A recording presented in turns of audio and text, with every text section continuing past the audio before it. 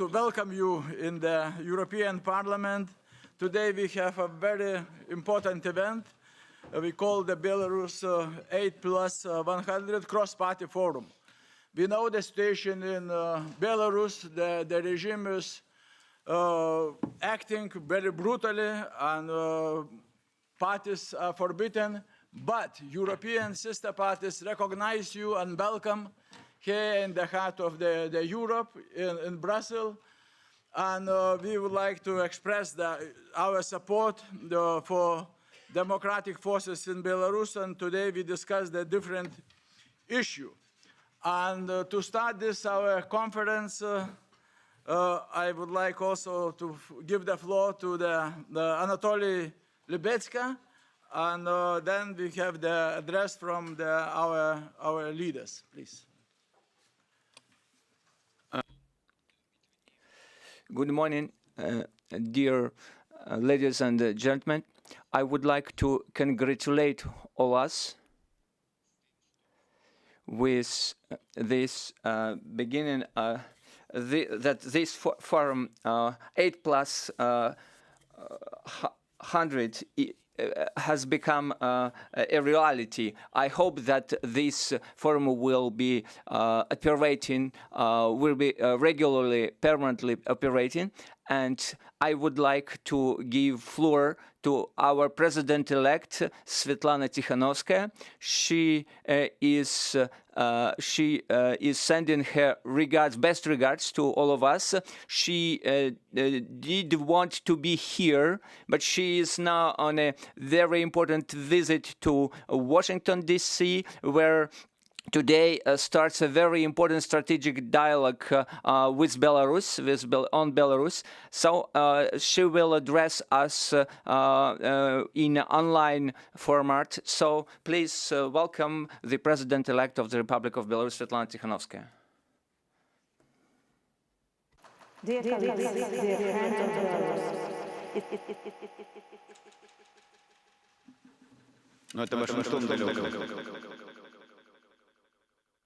Washington is far from here.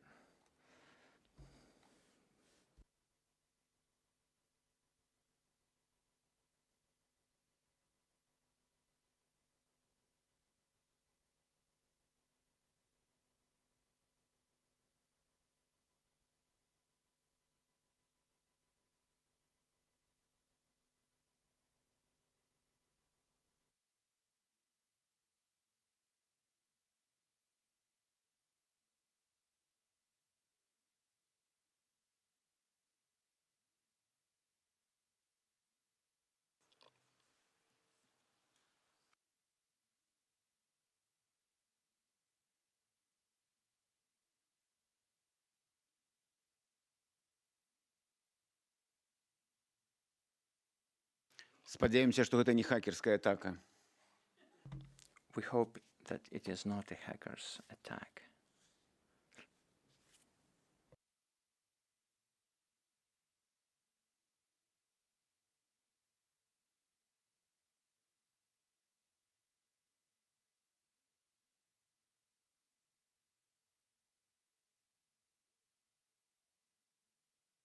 An honor to greet you all here in this truly unique event, where Belarusian political parties meet European counterparts.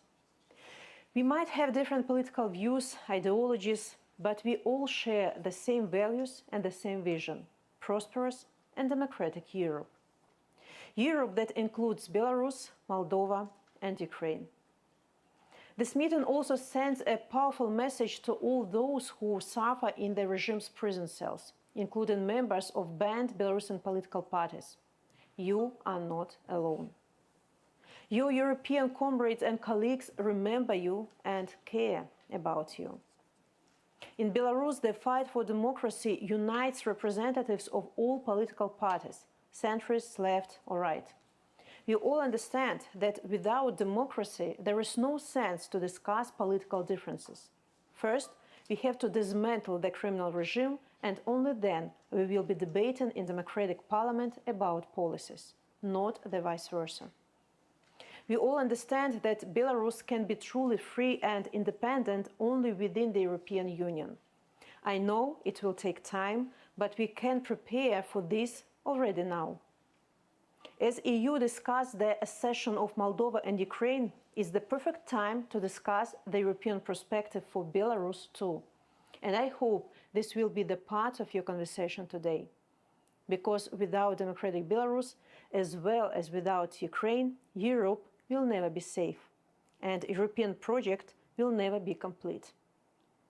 We believe in European Union from Lisbon to Vitebsk, Luhansk, Tbilisi, and Chisinau. I also ask you to discuss today how to bring Lukashenko's regime to account for crimes against humanity, for abduction of Ukrainian children, for crime of aggression. In contrast to governments, parliamentarians can call things by their names. Lukashenko is a criminal, not the president. Belarusians are not the regime, and Belarus is not Russia. And I'm grateful to my dear friend Roberta Metsola for her full-hearted support of our cause and for this opportunity to hold the forum at the European Parliament. I greet all the long-time friends of democratic Belarus: Piotras Auštrevičius, Anna Fatiga, Andrzej Galitsky, Andrius Kubilius, Miriam Lexman, Jozas Olikas, Viola von Kramon, and others. But I'm also very excited about so many new participants. It's a good sign. The support for democratic Belarus is widening and growing stronger. So thank you all very much. Long live Europe. Long live Belarus.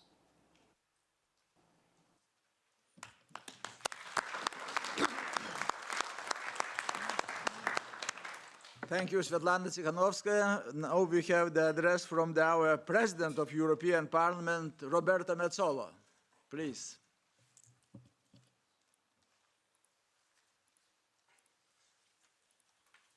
Dear Svetlana, dear representatives of the Belarusian Democratic Opposition, dear colleagues, it is an honor to welcome you to the European Parliament. I am proud that this cross-party forum with representatives from different Belarusian democratic forces is hosted in our House of Democracy, where dialogue, cooperation, and finding compromises are of essence. We stand with you and oppose to dictatorship that kills a people's democratic will. Despite decades of authoritarian rule and systematic repression, the people of Belarus battle relentlessly for a life of freedom and liberty. This cannot be forgotten, especially in this moment of global instability. The underlying values of respect for human dignity and rights, freedom, democracy, equality, and the rule of law are anchors that unite us Europeans. Yet, on our shared continent, the people of Belarus are still denied of all that. Your people live under a regime of intimidation and of threats, where people are thrown into prison on a whim, where lawyers are stripped of their licenses without reason, where media outlets are censored, where NGOs are blocked from doing their job, where over 1,500 political opponents are still in prison, where many are pushed to live in exile, stripped of their citizenship and convicted in absentia. Belarus's essence is inherently European, embedded in its values, culture, and aspiration for a better future. Its struggle resonates with that of countless Europeans throughout history. That is why the European Parliament wholeheartedly supports the Belarusian democratic forces and civil society. And this is why our door will always remain open to all those European states that look to Europe as their home. That includes Belarus once it becomes democratic, free, and independent. A free and democratic Belarus is crucial for peace and security in Europe, and it is the only way we can charter a way forward that guarantees the peaceful future. I wish you a constructive exchange, with thanks to fellow members of this House for organizing this cross-party forum. I resolutely stand by your work and the democratic freedom for Belarus.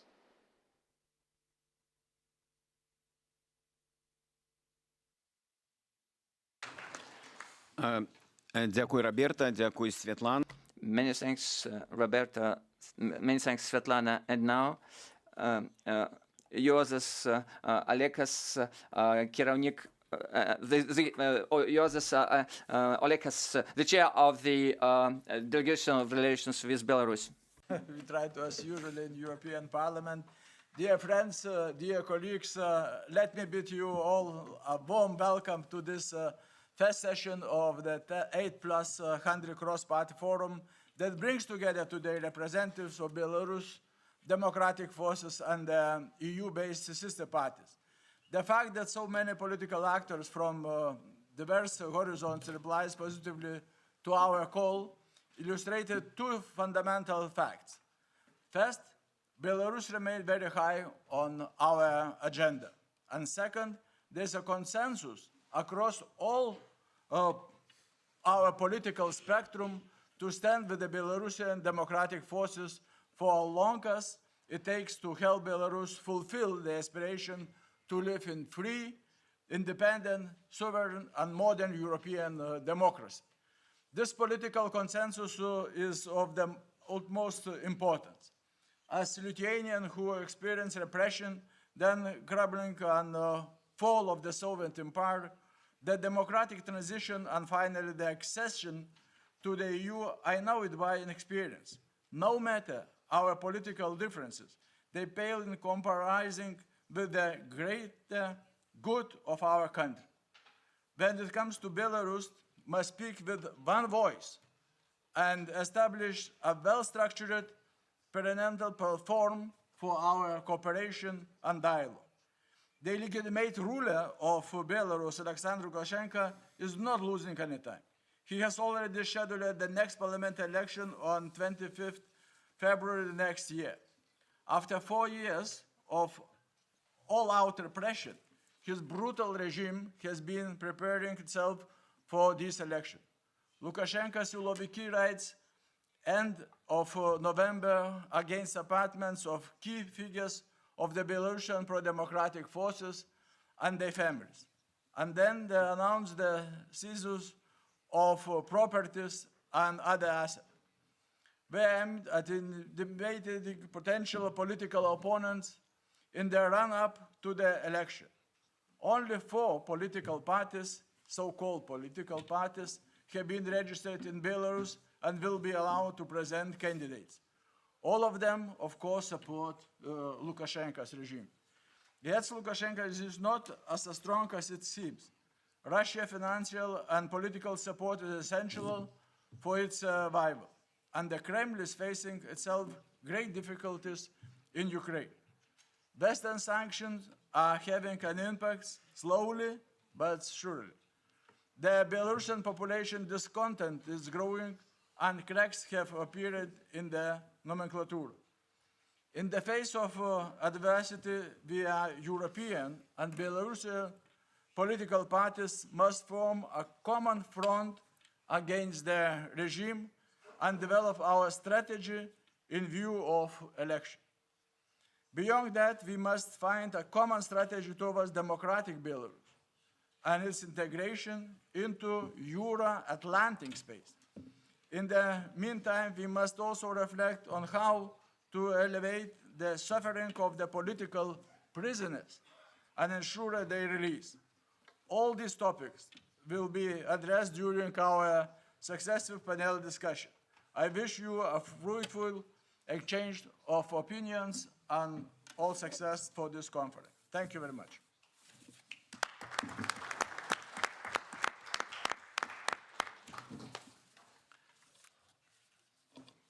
Ačiū labai.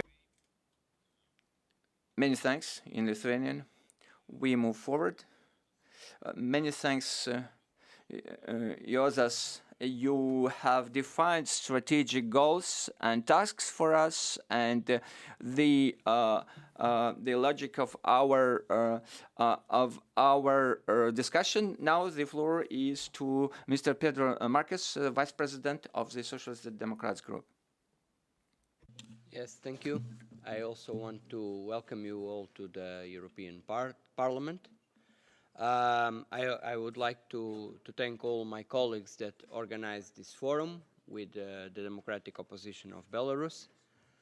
I want to compliment Svetlana for the enduring capacity she has had to represent, in a sense, in the exterior, this opposition. But I want to compliment all of you in the room, the ones that have been on the ground really with a lot of suffering, with a lot of energy and courage, taking this fight for a democratic Belarus forward. I want to thank Joseph Olekas as chair of this delegation to Belarus, but all my colleagues that are more involved in the work with you for the continuous support to Belarus, to democratic Belarus here in the European Parliament. This forum is an example of how different political forces can indeed unite if they have a common goal. In this case, it's free, democratic, and prosperous Belarus. We, from the side of the progressives here in the European Parliament, we have tried to be at the forefront always of these contacts with different democratic, pro-democratic political parties in Belarus and their European partners, of course. We want to show the regime that even if Lukashenko banned the democratic political parties, there's still force, there's still will on the ground, and you exist and you continue to work to advocate for the interest of the Belarusian people. And we are here to show that also from Europe, from Brussels to Belarus. I am happy that the European Parliament is playing this active part in the process, and very happy that even our sister parties, the Belarus Social Democratic Party, Hromada, and Narodna Hromada, they recently became observers of our Party of the European Socialists. But of course, for us that's important, but it's important that all the democratic opposition can unite and can gather in a moment of this nature. Belarusian parties are very right to initiate a discussion about the future of Belarus after the fall of the regime, because this regime will fall.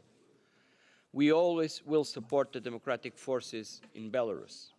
But we also have to discuss the present, not only the future. We need to emphasize the situation of the political prisoners in Belarus. We need to emphasize and point the sham elections that are planned by Lukashenko for February, as Joseph already referred. We will never recognize the results of such elections, and that must be a clear message also of this gathering. So my message to all of you and from the progressives in the European Parliament is be brave, maintain the fight for democracy. Europe, we could see here from the institutions, from Brussels, we could see clearly that what happened first in Belarus in the presidential elections was just an episode in the global appetite of Putin and his surrogates to control the region that is closest to our borders. They will not let go, but we will also not stop supporting you for the fight for democracy. Thank you and stay strong. Thank you, Pedro, for your words. And now I would like to give the floor to European umbrella party representative, external relations director at the EPP headquarters, Mr. Patrick Voller. Please, the floor is yours. Dear President Roberta Metsola, we are thankful that we are here in her house and we appreciate her video message. Dear President-elect Mrs. Tikhanovskaya, also here with us in a video message which was very important. Dear leaders of the Belarusian political parties, dear colleagues and friends of a free and democratic European Belarus, dear colleagues and friends of PES, SD, ECR and Greens united in this one topic for a free Belarus. And Anatol, also thank you for having me, and I think you are also the mastermind behind this idea. 8+100 has nothing to do with age, but it means like these 8 Belarus parties are reaching out to 100 others or more European sister parties in a united cause. First of all, I would like to honor this new cross-party initiative which supports the democratic political parties of Belarus. And I would like to thank also our EPP Vice President Halicki and his team Blazhai, as I saw before, and in our EPP team, Galina Fomachenko, who is pushing very much this topic that we don't forget and put Belarus very high on our EPP political agenda. As you can see here in the room, friends of a democratic Belarus are represented in a variety of political families in Europe. And we all have one goal, namely a free, democratic European Belarus, which shall become one day, hopefully sooner than later, part of our united Europe.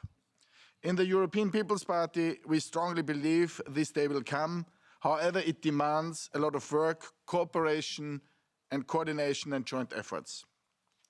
The political party landscape in Belarus is facing the most challenging time since Belarusian independence. In democratic societies, political parties provide a platform for diverse voices, different ideologies, ensuring representation of various interests. They address social challenges, promote economic growth, social welfare, and encourage, of course, citizen participation in the decision-making process.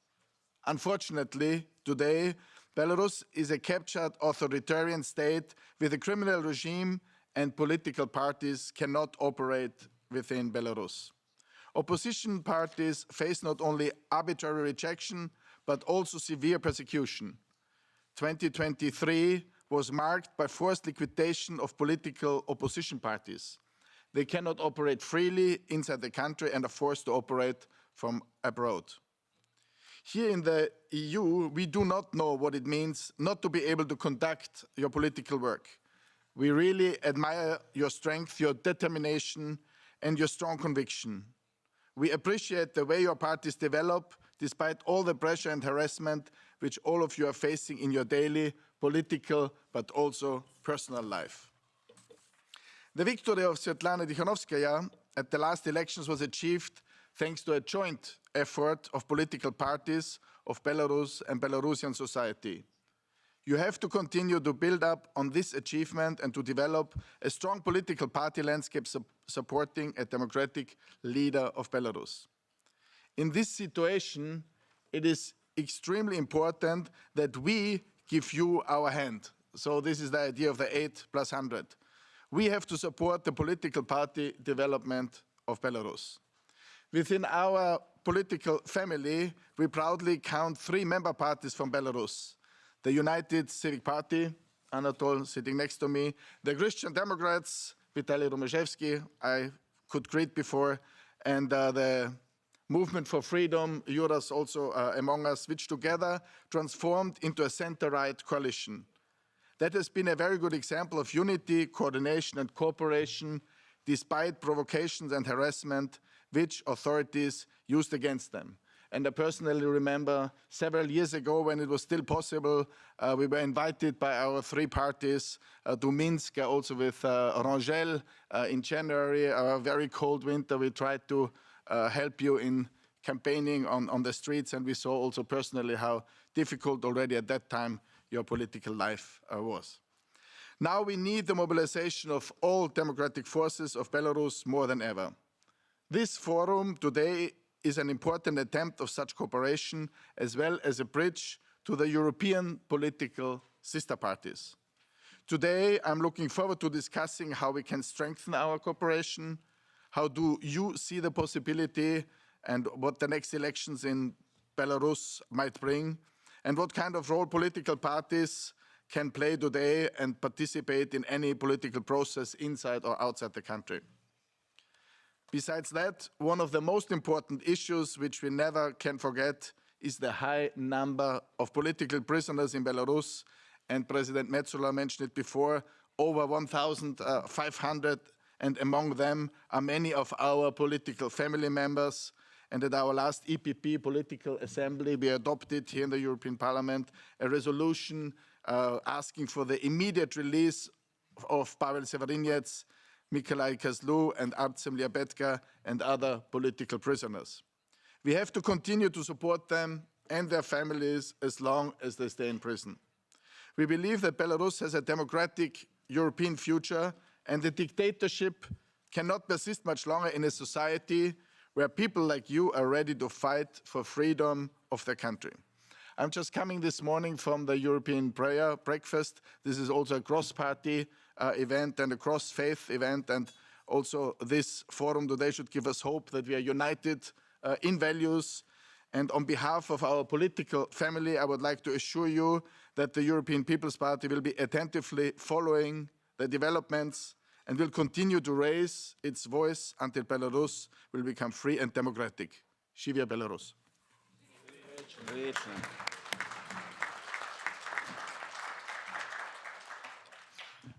Дякую, Патрік.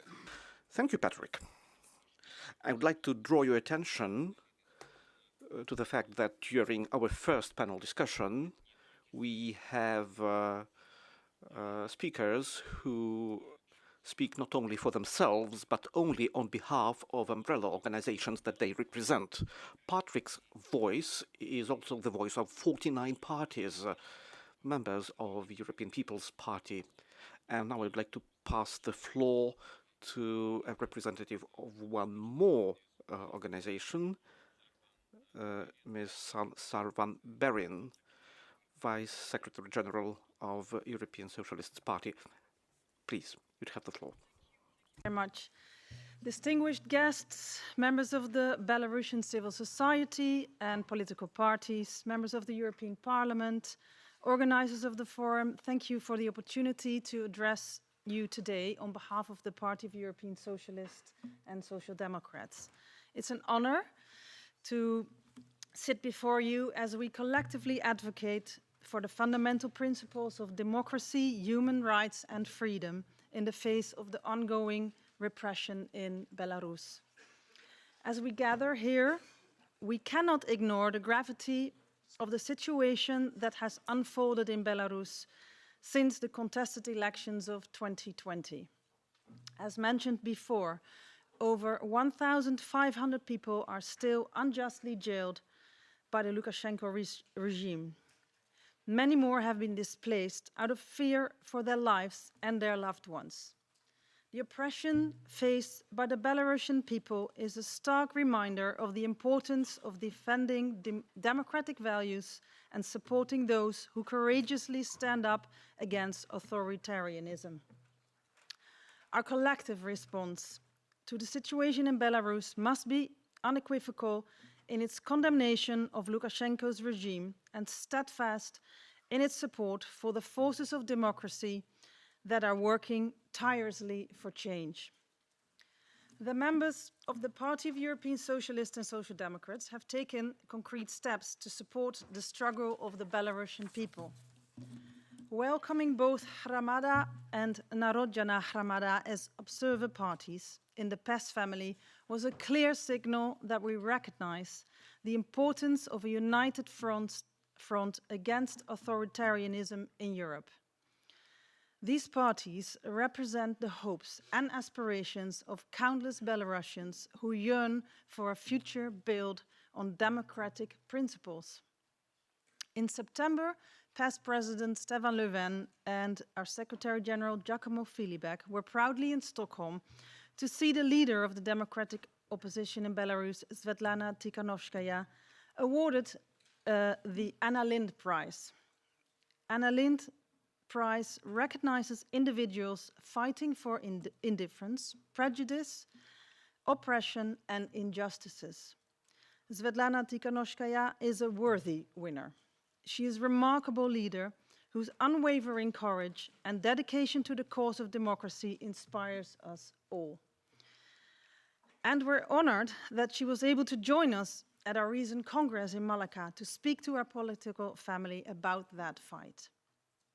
Svetlana, like many others, has become a symbol of resilience in the face of adversity. We commend her bravery and stand in solidarity with her and all those who continue to defend the right of the Belarusian people. Our support for a free and democratic Belarus is not just a political stance. It's a commitment to the universal values of freedom, justice, and human dignity that the European Union embodies. We understand the sacrifices that the Belarusian people are making daily, and we recognize the courage it takes to demand change in the face of a repressive regime. As we move forward, let us reaffirm our commitment to supporting the Belarusian people and the democratic forces to strive for a better future. Let us collectively to amplify the calls for justice and freedom. The road ahead may be challenging, but the aspiration of the Belarusian people for a free, democratic state must fuel our determination. In conclusion, let me assure you that the Party of European Socialists and Democrats stands firmly with the Belarusian people. We will continue to advocate their rights, support democratic forces, and work towards a day when Belarus can truly flourish as a free nation and pursue its European aspirations. Thank you.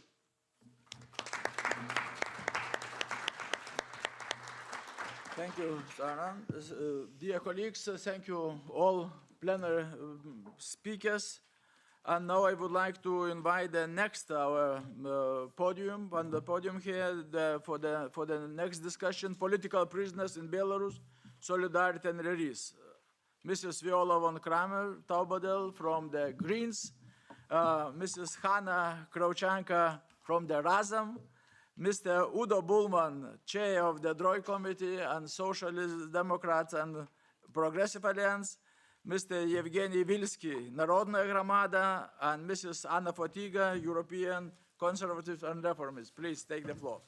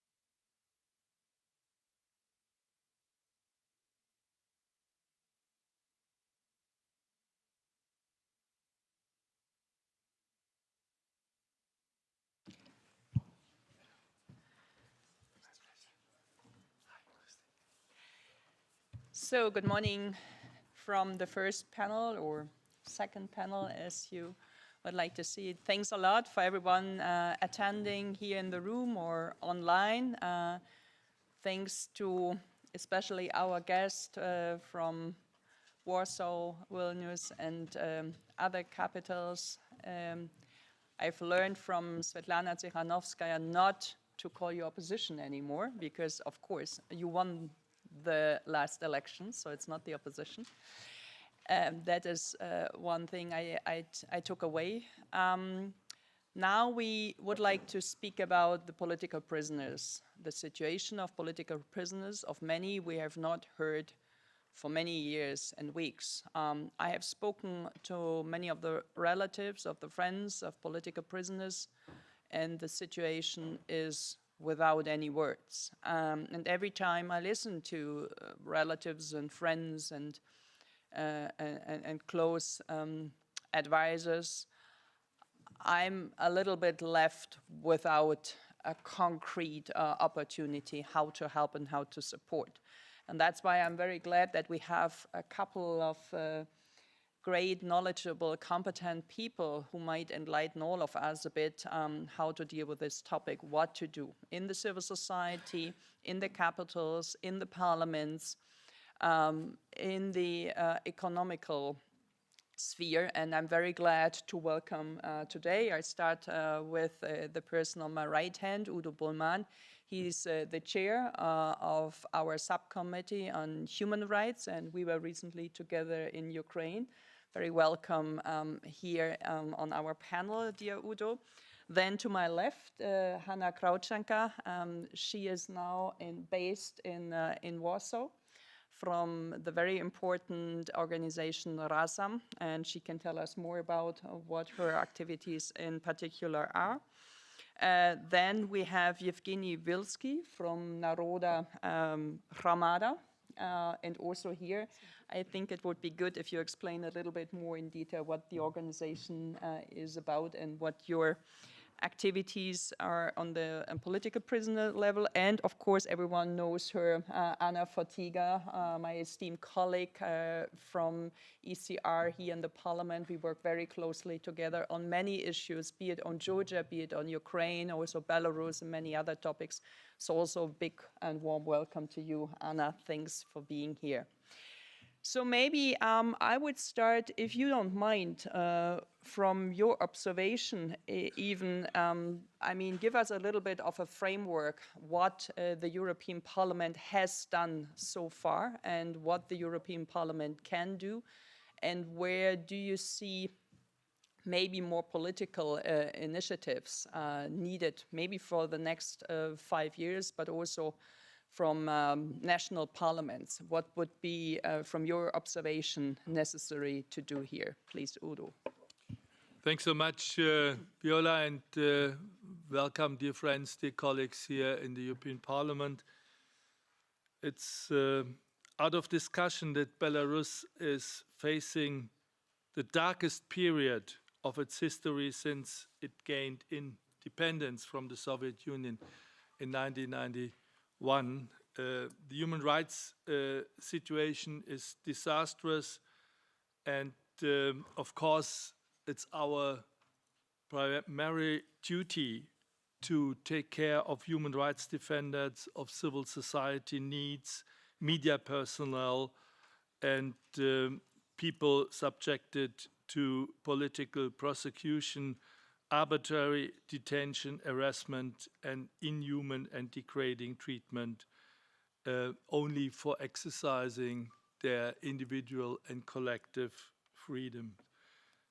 We, as the Subcommittee for Human Rights, together with the Delegation for Relations with Belarus, are regularly monitoring the situation.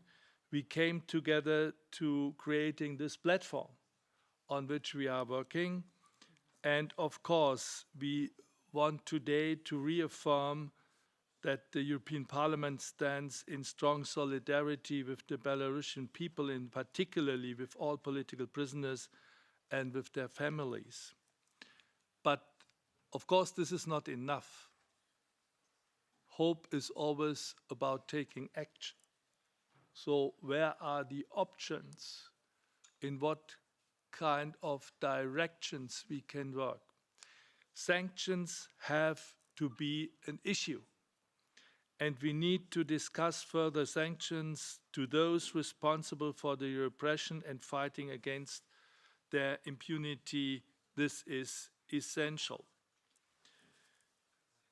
We have to achieve accountability for perpetrators of grave human rights violations and justice for their victims.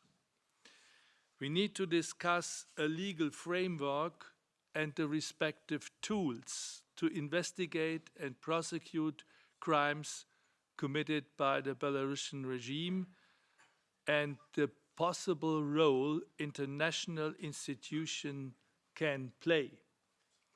There's a number of international avenues, monitoring mechanisms for bringing perpetrators of gross human rights violations to justice. Let me mention a few ones, namely the International Criminal Court, special hybrid courts, ad hoc tribunals, and universal jurisdiction. Our platform is continuing its work liaising with all stakeholders from Belarus, primarily civil society organizations and human rights defenders, as well as international actors. It needs the help of the Belarusian citizens who play a crucial role by collecting evidence of human rights violations in their country.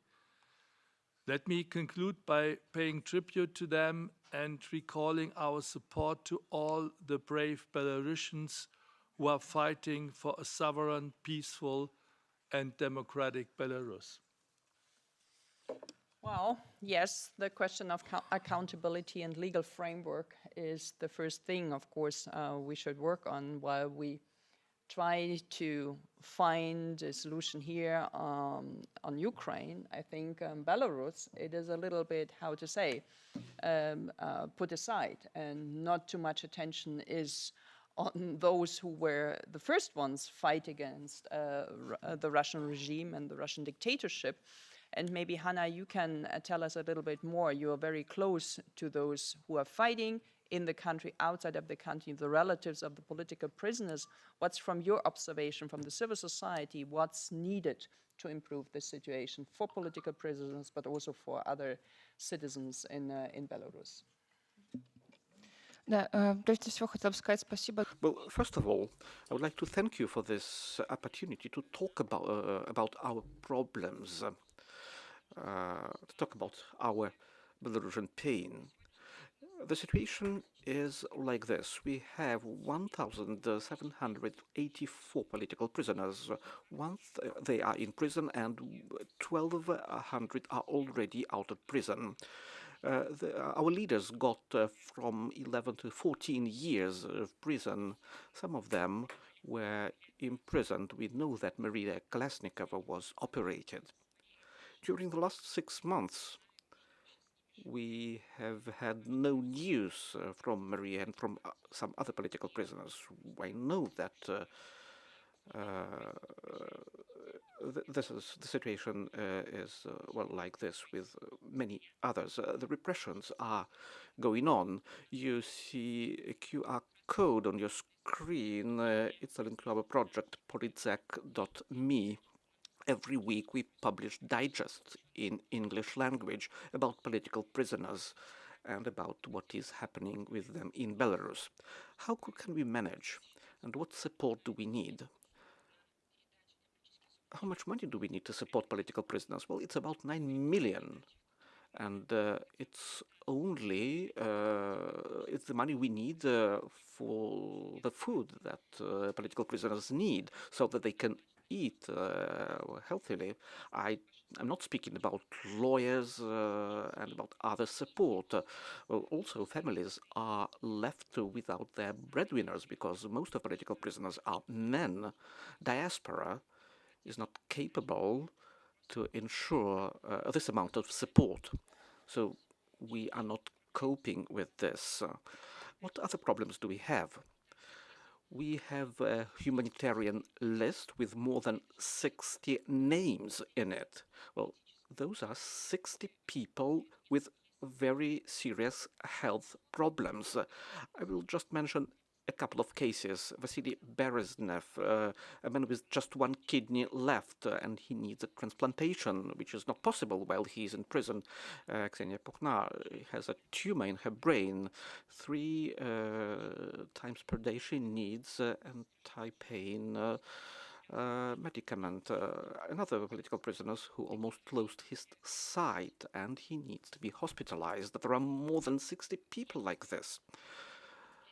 We also know that some political prisoners were freed before serving their term. They were liberated thanks to diplomatic efforts and thanks to those activists who support Lukashenko's regime and want to become more popular. 3 political prisoners are already dead. They were not able to resist harsh conditions in prisons, and I believe I'm afraid there might be many more political prisoners because human health is quite vulnerable in prison. You other people who support the same values as we do, you can become godfathers and godmothers of political prisoners. It's a huge moral support because political prisoners need attention. They need to understand that people care. And in Belarus, it's very dangerous to express one's support of political prisoners and of their families. Also, there are humanitarian and political ways to deal with the Belarusian situation, we need to make use of all possible ways to liberate political prisoners, because many more political prisoners may die because of ongoing repressions, and we need your help to save their lives. Embassies that are still active in Belarus, for the time being, it's the only secure way to evacuate activists from Belarus. It's the only communication channel with activists inside the country. And they could also help to monitor situation inside the country. It's very hard to do for the human rights defenders because of regime repressions. And then mobility. For evacuation, we need mobility. We have only one border crossing point with Poland, and you need several hours to cross the border, which is which is too dangerous to evacuate political activists. So mobility is crucial. So we ask you for humanitarian corridors, for visas, because well, there are new waves of repressions, and there are also waves of evacuation. People's lives depend on it, so I'm asking you for solidarity, and you are the only people who can provide this solidarity to us. Human life is our most important value, so let it be so in future. Thank you.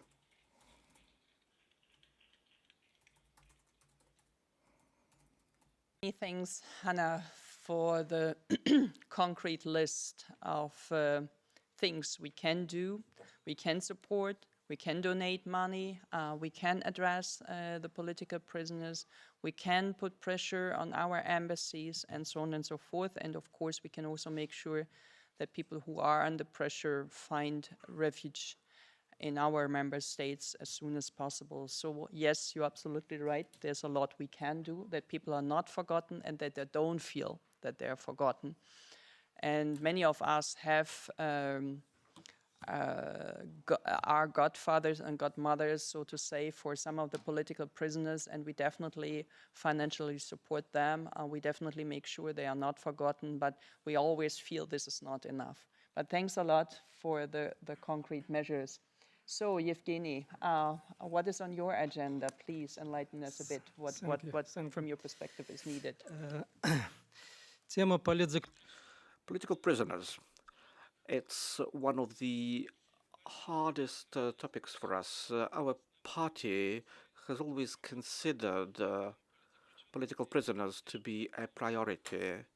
It is also a priority for us to support Belarusian volunteers in Ukraine, well, those who are fighting in Ukraine right now. But today I would like to speak about political prisoners, and I will give you an example of one person. The leader of our party, Mykolai Statkevich, is in prison, and for 300 years we have no news from him. He is in a single confinement, in a cell 1 meter wide, 3 meters large, or sometimes he is also in a punishment cell. On November 23, Natalia Radina, editor-in-chief of an information resource, published a post that, well, she got information that Mykolai Statkevich is dead, and she asked Belarusian society to show him. We don't want to believe in this, but it might as well be true. For more than 10 months, we've got no news about him. He was the first one to be isolated out of all those political prisoners who are isolated right now. Lawyers don't have access to him. His wife doesn't have access to him. So authorities are hiding him. Svetlana Tikhanovskaya also said that the same problem existed with Sergei Tikhanovsky, and he was shown on state television. We understand that thanks to all modern technology, a simple show up on a state television is not a proof, but at least authorities reacted. Mykolai Statkevich wasn't shown on state TV, but he is our Nelson Mandela. He got Willy Brandt Prize and EU Parliament Sakharov Prize for the freedom of thought. He's the president of our party. He spent more than 10 years in Belarusian prisons in the harshest condition, and right now he is in single confinement in the most terrible penal colony in Belarus. So we require that authorities organize a meeting between Mykolai Statkevich and his wife, and to give information about his life and state of health. We require that they show all the political prisoners who are kept in incommunicado mode without information, and to stop isolating political prisoners. We call on international community so that everyone requires a meeting between Mykolai Statkevich and his wife. We call upon starting an international campaign to free Belarusian political prisoners. And, well, let's start with Mykolai Statkevich, with this one concrete case. We call upon international organizations to express their solidarity and to free all those who are illegally kept in prison by the regime, to stop torturing people who are in prison. Thank you for your attention.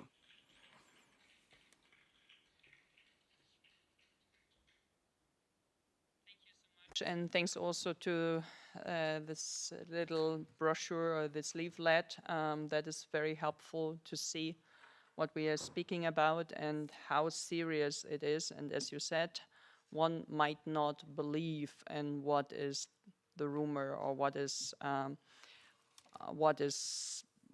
being shared that Mr. Mykolai Statkevich might be already not alive. So the situation is, as you said, indeed very, very serious.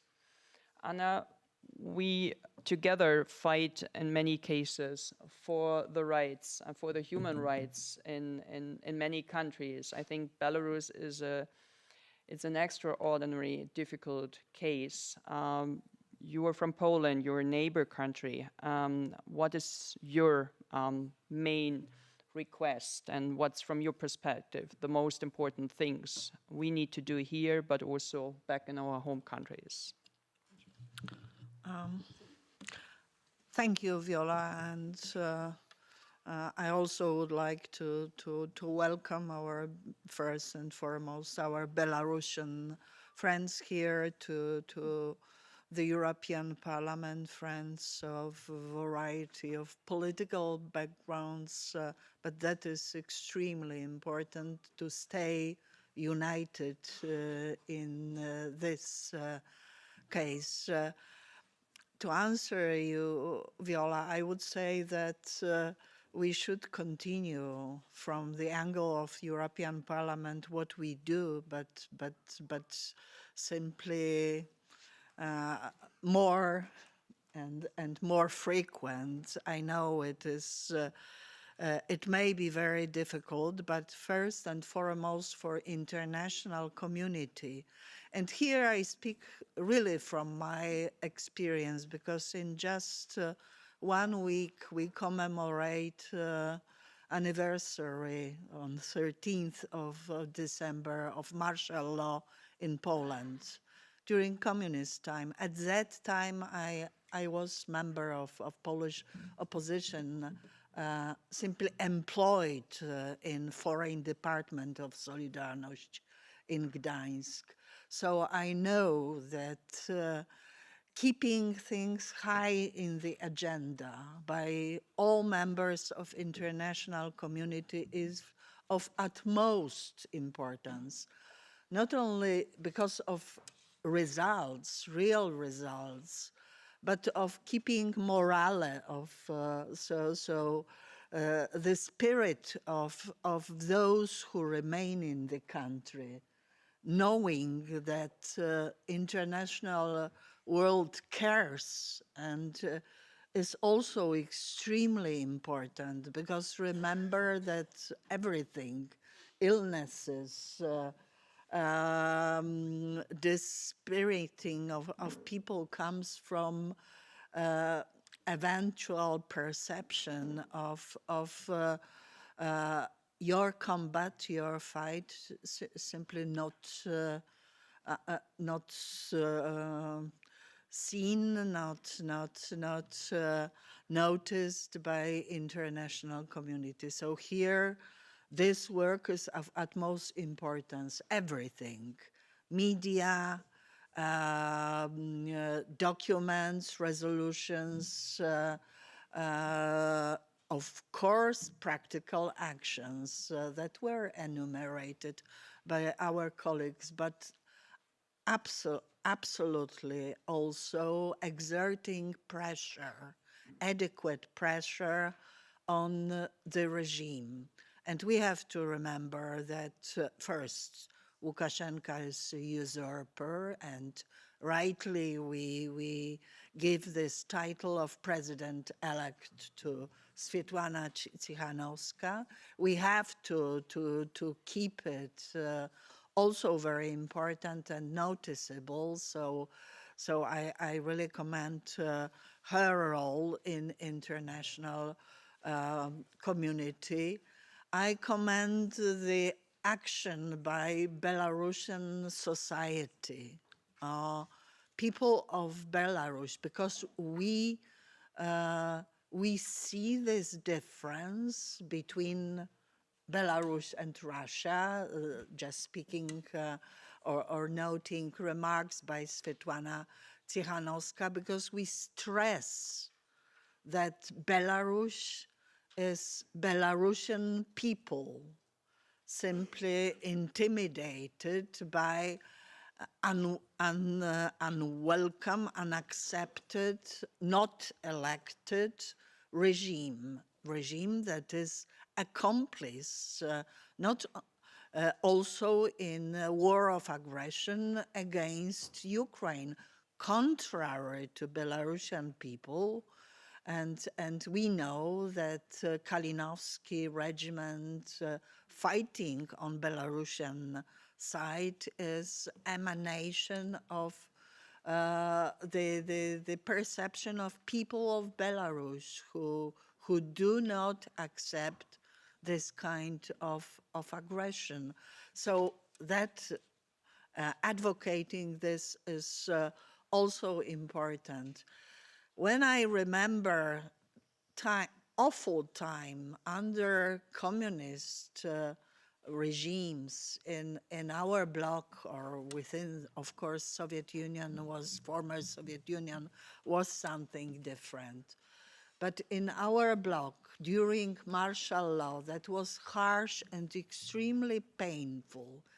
Even at that time, International Red Cross was active and was allowed to see prisoners. So that is extremely, Viola, we have to extend our action to this. Also in terms of political parties, it is evident violence of international covenant on civil and political rights of people. So the banning political parties there are many tools. We know that even now in terms of Hamas held those Israelis held by Hamas, International Red Cross did not act properly, did not take its role. So we have to exert this pressure. And here is obvious role of the European Parliament to exert this. In many cases, I would say that, of course, TV and showing prisoners in TV may be important, although I know possibilities of contemporary technique, including artificial intelligence. And the best tool is old-fashioned visit of prisoners and allowing visit of prisoners by relevant international institutions that have to start acting. It's less feasible usually by representatives of political institutions, but obviously also we know that our respective diplomacies, embassies try to do what is possible, try to monitor court proceedings, because there are no courts there, no independent, of course, nothing like courts, because very frequently petty accusations are used simply to put political prisoners to prison. I would like to conclude. Okay, Sorry, super. Yeah, then. because I have some problems with my throat today, but there are many important actions. We here in the European Parliament send messages to prisons, and that is also very, very important. I acknowledge first and foremost all tools of pressure against the regime, not only individual sanctions, but also mirror sanctions that we promote here in the European Parliament, that refer to activity of Lukashenko regime. This regime tends to be financed by a very difficult relationship, difficult for us, but thank you. But we have to remember also that there are many actions taken by this regime to destabilize the collective West and countries including countries of European Union by using tools that are at its disposal under instigation of Kremlin, Putin's regime in Kremlin. So this very harsh behavior vis-à-vis opposition, trying to dismantle, and actually, of course, I support all calls for evacuation of prisoners that need humanitarian action, but I am afraid that one of aims of both Kremlin and Lukashenko is depopulation. So expelling all those who would like eventually to create independent, free and independent society within. So I must say that I personally, also basing on my experience, many Poles left the country. I had possibility to do this. I stay home, regardless to things and threats at that time. I think that in order to really reform and have perspectives for your country, it's unfortunately, with our help, it is also the biggest role is within the country. Thank you. Thank you for this. Actually, I want to open the floor, but since we have only 5 minutes, I have 2 questions for our Belarusian guest, maybe here, because 2 points were mentioned. The role of the international organization, and Anna has rightly said that the Red Cross completely failed. We knew this from Ukraine, we knew this from other countries, as you have mentioned, Hamas, the situation with the political prisoners of Israel there. But also on the sanction question, I don't know whether Hannah and Yevgeny, one of you might maybe give us your assessment on, first of all, what else we need to do to put more pressure on the Red Cross. I see this is extremely difficult, and they always come up with excuses. We heard this in other cases as well. What is your position here? And then maybe on sanctions, what from your perspective need to be done to put more economical pressure on Lukashenko here? Первое, что точно нужно. The first thing we have to say is that the sanctions and their impact has to be assessed and analyzed. Since we already have the experience of 3 years, but we don't have enough analysis. Do we have some sociology data? Birok ran the opinion poll in Belarus, and 60% of Belarusians don't support the sanctions because the economic situation in Belarus hits the people who live in Belarus. Of course, the sanctions hit the regime, but they also hit the people. On the personal sanctions, we see that the control is not enough because introducing sanctions takes much longer time than going around the sanctions and re-registering property. It takes 6 months for businesses to adapt to the sanctions, while it takes more time to introduce new sanctions. So when pro-governmental business people come to Poland, for example, some people who were present at inauguration of Lukashenko travel to Warsaw to Beyonce concerts and openly post on Instagram about this. Of course, we have to analyze what works and what doesn't. We also have to analyze the impact on Belarus. And one more very important factor, the negative impact on Belarus is easily compensated by Russia.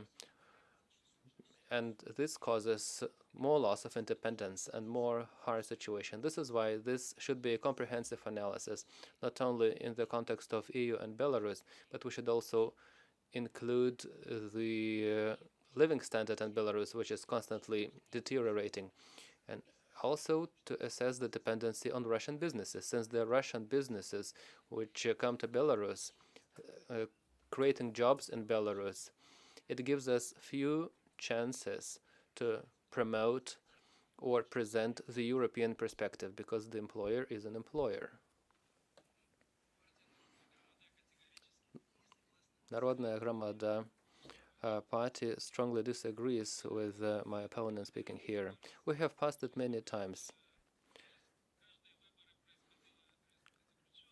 After each election, we would have political prisoners, then we would have trade of political prisoners, and the circle would go round and round. So if we take this path again, this would last forever. The sanctions must be strengthened, regardless of what is happening with Russia and how Russia impacts Belarus. The sanctions have to be tied up to the issue of political prisoners. It had never been tied up to political prisoners. Sanctions should be introduced for arrests and repressions, personal and intellectual sanctions. Sanctions have not been introduced against Mashinsky, who organizes production in our zones. So he walks around freely without risking anything. Somehow he is not sanctioned. There should be very specific sanctions for imprisoning people. Why do we speak about 1,500 political prisoners? 1,500 and 1,200 have been released. Do you mean that there are 300 left? Actually, there are 8,000 to 10,000 political prisoners, but they are not recognized as political prisoners by human rights defenders, but it doesn't mean that they're not there. There are about 10,000 of them, and we are turning a blind eye on it because they don't fit the criteria of human rights defenders. But I believe we need a tough position. Only the release of all political prisoners, and only then we might have talks with the regime. Very clear words. It's short remarks. Передам слово. I'm sorry. My name is Vitaly Romashevsky, co-chairman of Belarusian Christian Democracy, and I speak in Russian. I'm sorry, but когда мы говорим о санкциях, when we speak about the sanctions, let's be realists. There have not been any serious sanctions against Lukashenko during the last 3 years. No serious sanctions. Do we have the ban of transit? Why people are silent? Because China stands behind the transit, not only Lukashenko. Lukashenko benefits a lot from the transit. But I can say what is happening when you mention sanctions. EU member states have introduced many sanctions against common Belarusians. In Lithuania, Belarusian refugees are the most discriminated group today. It's not possible to get a visa for a common Belarusian to the European Union. The sanctions from the European Union have been introduced against the Belarusian citizens. To respond to these words, the sanctions are needed. How European policymakers are reacting? They keep reintroducing sanctions against the Belarusian people. Although the people are fighting Lukashenko's regime, we have thousands of political prisoners. No one knows for sure the list, neither Tikhanovskaya nor me, no one from the democratic forces. But to obtain an EU visa, their family members, common Belarusians, they need to get 10 references from 10 offices. People are afraid of contacting European policymakers. And the result, for the first time in 10 years, in this year, more Belarusians travel to study to Russia than to European Union. So do you know what is happening? The Czech embassy is not issuing visas to Belarusian students, even those people who entered to study Czech universities. Everyone is silent about it. So when we are speaking about the sanctions, I call on you to distinguish between the sanctions against the regime, which are non-existent, and they have never been introduced for political prisoners, and the sanctions against the Belarusian people. Thank you. Very good point. And I'm afraid since we have set up this panel actually for the political prisoners, I think we need another panel, maybe it's on the agenda anyway, on sanctions, and especially what you all have said. I mean, to analyze the effectiveness or non-efficiency of sanctions, who's actually targeted, why ordinary people, why students don't get visa to Lithuania, Latvia, Czech Republic, but also to Germany, I'm afraid. So there is a big discrepancy of what we are saying and what we are actually doing, and you're absolutely right in criticizing that. I can't agree more. We have maybe room for one more comment or one more question, because I need to leave in 2-3 minutes. But if there's anyone in the room who would like to contribute, he or she is very welcome to do so right now. Yes, please, Hannah. Да, я хотела бы... I'd like to thank you very much, because you are the reason why we have an opportunity to support political prisoners from abroad and to speak about them from abroad. And thank you so much for the support.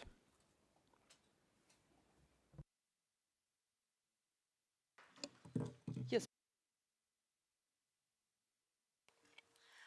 Я бы хотела поддержать точку.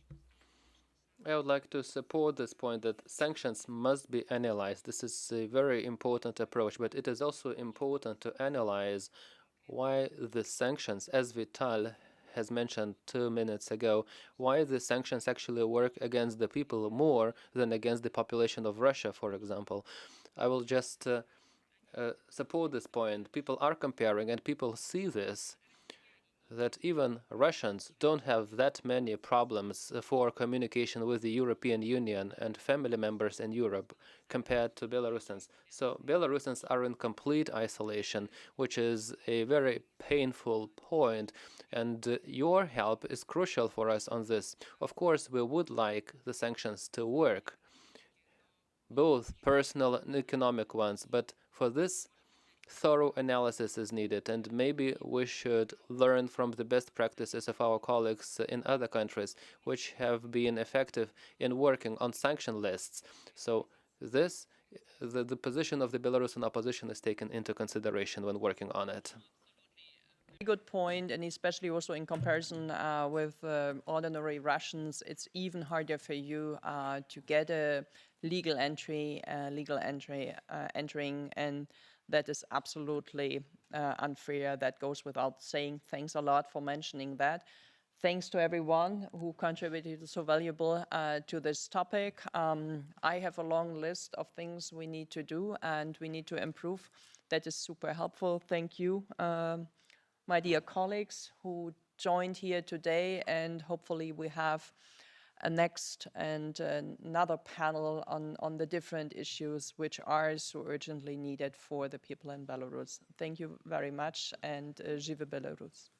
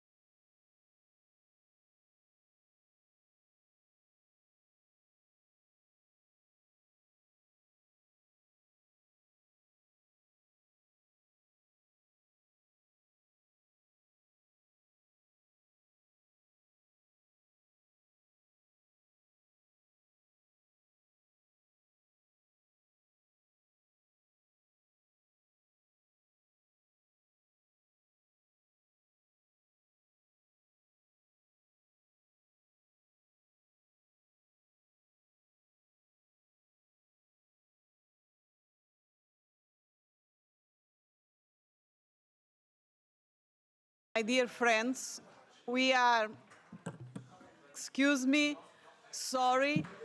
I know that you have many statements to record, many things to do, but now is time to come to the order.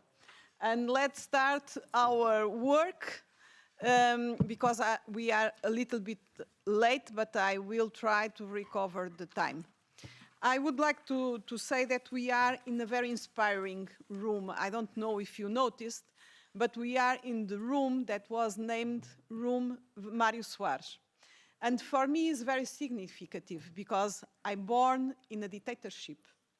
And Mário Soares was one of our democratic fighters, one of those that faced the dictatorship at that time, and with support of international community, was available to help to promote a democracy in my country. So this couldn't be a more inspiring signal for all of us being on this room, the room that is really named Mário Soares. And his example, his history, what he done in my country can be really inspiring for all of you. I hope is a very inspiring person for me. So we will start this debate on parliamentary and local elections as a new challenge and threat for the future of Belarus. I would like to say that I was previously member of OSCE Parliamentarian Assembly, and in that condition, I was electoral observer in the elections of 2012. And as I remember, the international community was always stated about the lack of fulfilling the international standards along of the history of these elections, in Belarus since 1996, I think. So it's a very long and very sad story that worsened in 2020. It was, I think, for me, as I can see from outside, the worsened time. But today, we are here to work and see what we can do together. European Union parties from different ideologies with the parties that are really committed with democracy and European values in Belarus, in promoting these values in Belarus. I think we have a lot of work to do. Yesterday, I was making some notes in my files and with some ideas for what we can do. But before saying me what I think we can do together, I think it's better that we hear our friends on this table because they have a lot to say to us. So, and in order to start with this panel, I will give the floor to Nadia Solovyova in order to hear her. She is from BNF, and we are keen to hear your proposals, your ideas, how to work and how to face this challenge of next elections, because we know what it is. Okay, thank you so much. My dear friends, I will speak English because mainly the issues that I'm going to cover is just quite really evident for Belarusians who are here, but using this chance to have so many European parliamentarians in this room, I'd like to make the message clear, especially for them. Then for 30 years in Belarus, we have had the theatrical performances called elections because there is only one government body, as you know, Lukashenko. That's why we have now really facing civic and political crisis. In 2024, the theatrical performances will turn into a military campaign. And we see how the regime pumps up its security forces, so-called security forces, saying that they are preparing to interfere in the elections from the West, and we need to save the country by all means, and so on and so forth. The same message is broadcast, unfortunately, into the ears and minds of citizens through propaganda every day. What does it mean, and what will happen then? Then we can have really disastrous things. Then activists will be jailed preventively before the elections, not only for days, but also for years. The second, alternative candidates could be allowed just to show, I don't know, only not clear to whom to show, but okay, let it be, to show that there is some kind of democracy in Belarus. However, after the elections, these alternative candidates are likely to be subjected to repressions. The regime will take revenge. That's the challenge for us and threat for the people who are there, in Belarus. The next,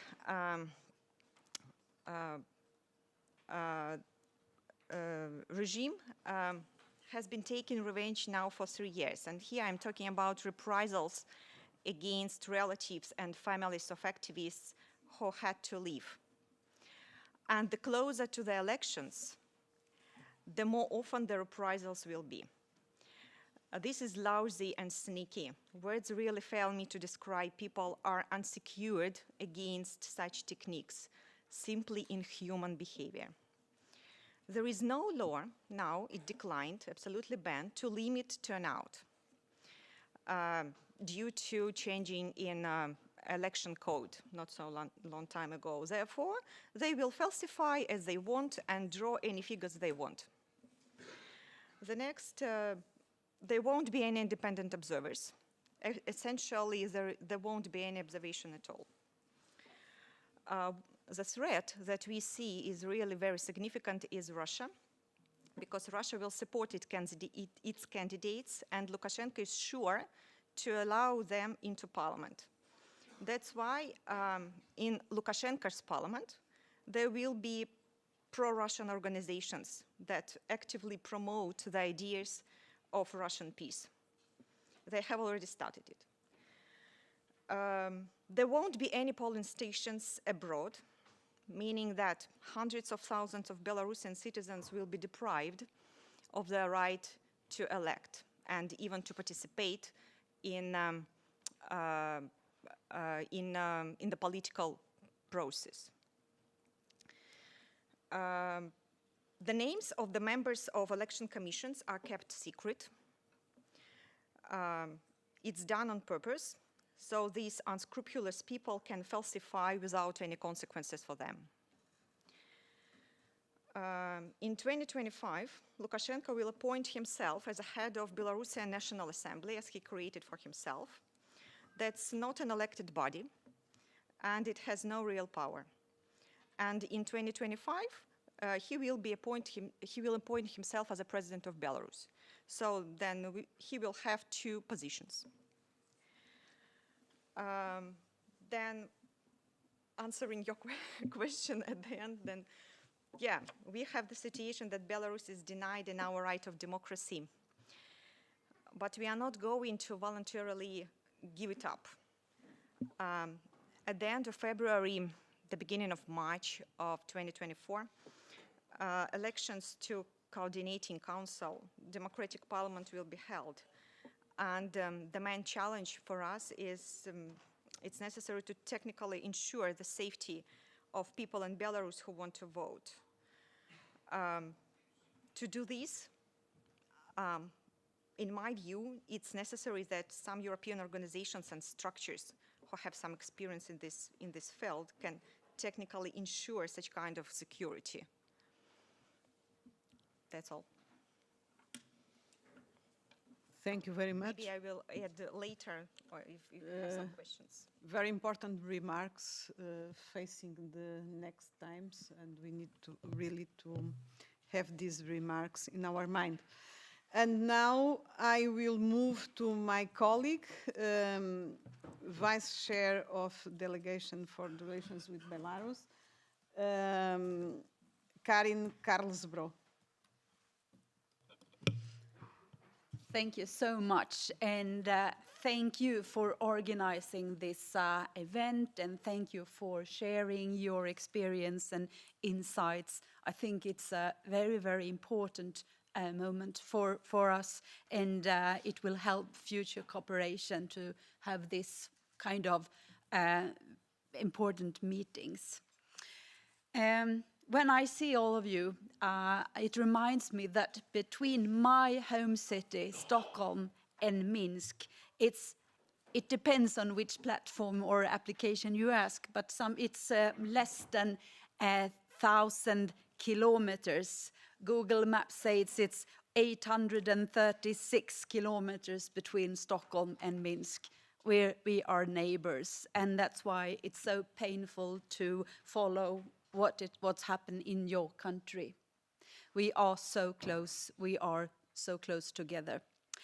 And we will never, ever forget what happened a little bit more than 3 years ago when the people went out in the streets in the bravest protests in Europe.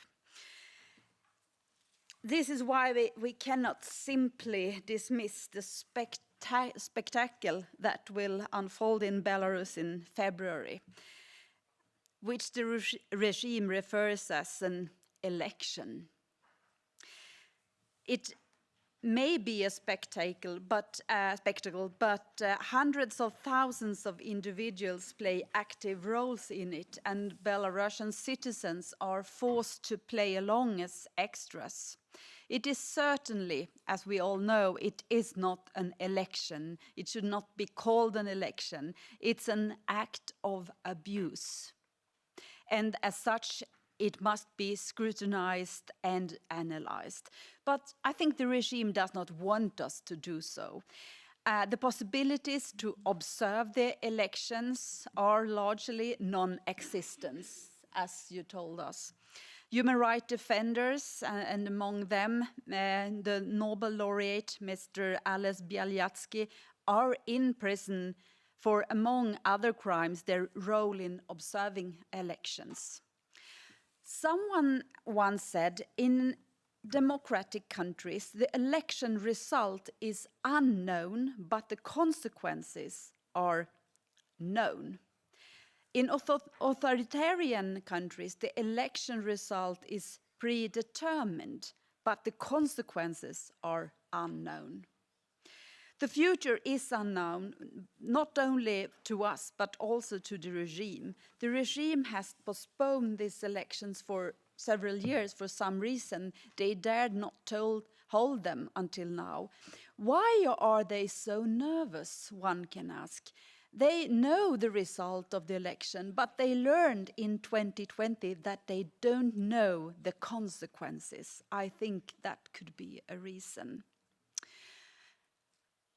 I would like to also take the opportunity when we meet here to encourage you to also have this discussion of what you think about the future of Belarus in the European, the EU context among yourself, because I think there is, as more you learn from outside of your society, you learn that there is a strong civil society, there are political forces with different dreams, views, and that is what democracy is all about. So I'm looking forward to listen to your visions, and I'm sure that you have different ideas, and you should not hesitate to share them.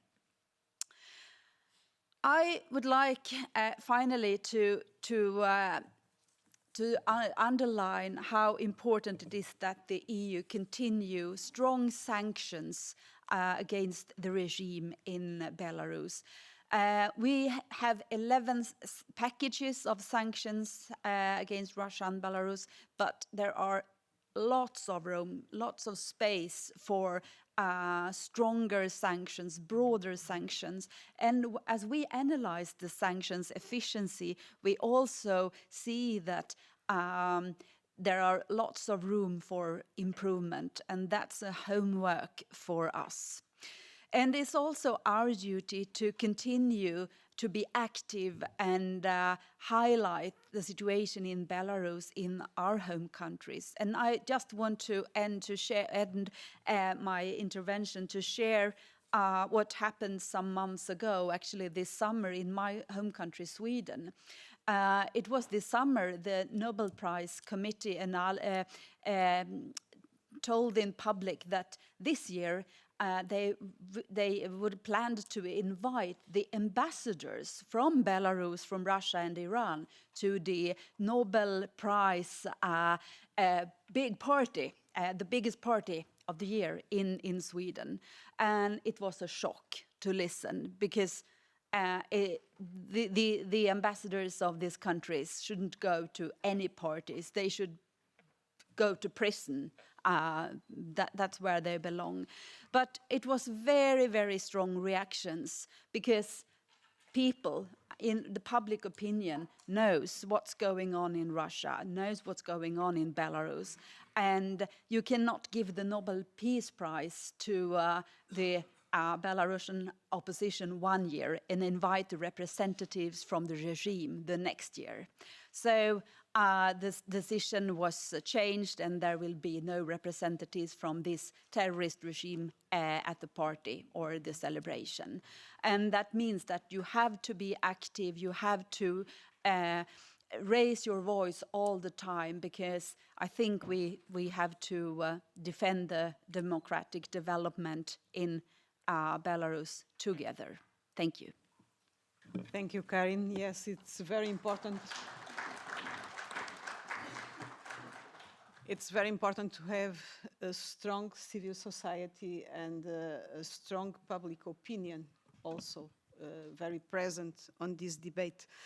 And now we will move to Yuri Obarevich. The floor is yours.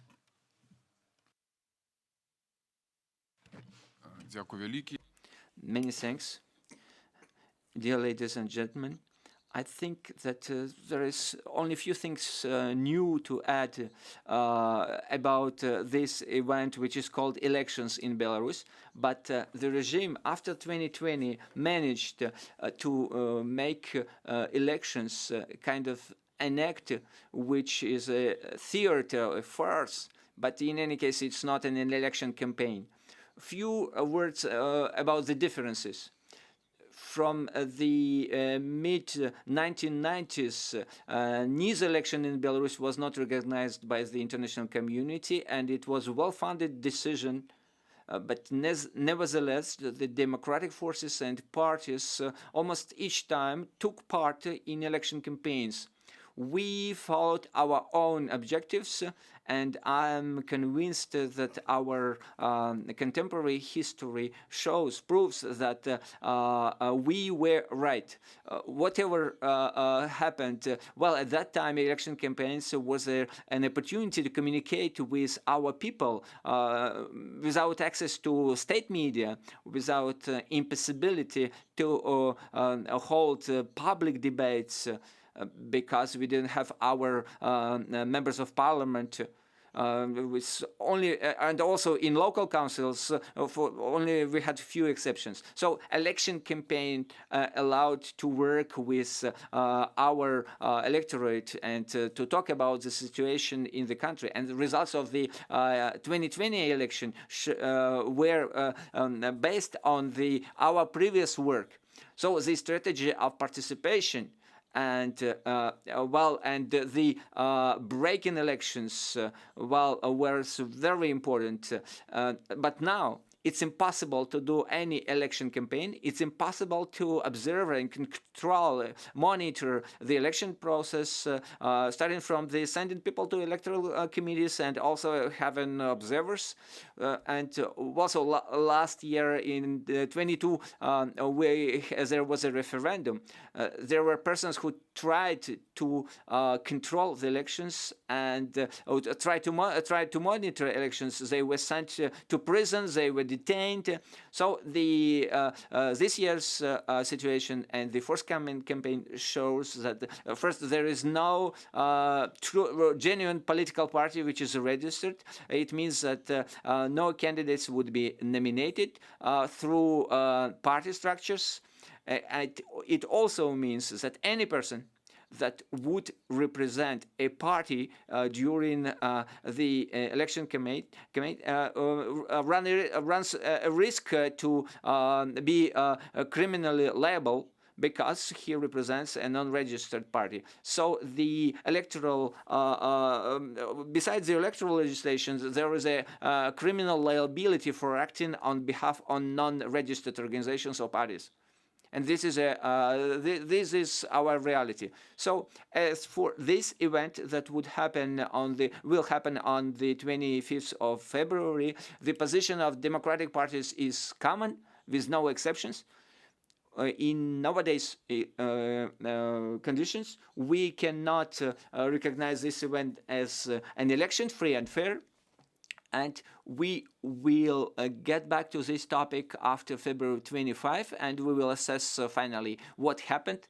But we can anyway anticipate what would be our position at that moment. And one more moment I would like to touch upon, and my colleagues might add to my position. Still in Belarus, there is an important number of people who would like to continue to work in public sphere to be opponents of the regime, maybe not on the issues that could be criminalized and where is an automatic responsibility, criminal liability, but on the issues related to the public civic life. And these persons who would use this campaign in order to reach out to their neighbors, and we cannot exclude this situation. So the position of our party is that such persons, if they want to participate and they understand all the all possible risks, still we would be trying to help such persons. So what is the challenge for democratic forces? Many thanks to my colleague who mentioned the issue of the Coordination Council elections. We don't have the right to stay still and to wait for changes to happen on their own. We should be, as political parties, very active participants and those who bring about changes. So elections to the Coordination Council provide us with such an opportunity. So the first composition of the Coordination Council was not with large participation, was done with large participation of Belarusian citizens. We wanted to provide this opportunity for larger public, Belarusian public to participate in its elections. So we want to allow, first of all, Belarusians who are abroad to vote. And also we want to be open as possible to Belarusians to have a possibility to cast their votes. And it would strengthen the democratic forces and our work in support of the fight of our people. And also that we will show that we have relevant policies in interest of our citizens. Well, the last point, we discuss what would be the mode of voting for the council, Coordination Council. So, and we are more prone to have party-based lists. So we would create a proto-parliament, and we will try to test a mechanism that would later introduced in the real elections in Belarus. Many thanks for your attention. Much as the inside of the country voices are being shouted, it's very important that we have strong voices outside speaking at these moments, and during elections it will be very important mobilization of international community around these elections. And now we will move to Andrios Kobilios, my dear colleague and co-president of Euronest Parliamentarian Assembly. Well, thanks a lot, Isabel, and really a pleasure to see a lot of good friends from Belarus, from other parties. I will try to speak very briefly, always when we are, and I will start from the biggest challenge, that when we are talking about such countries like Belarus or Russia, and where so-called elections are coming, usually I'm feeling myself very big problem, because semantically, it would be good not to use even that word. But we are not, still not inventing, how to call that procedure. And I remember always,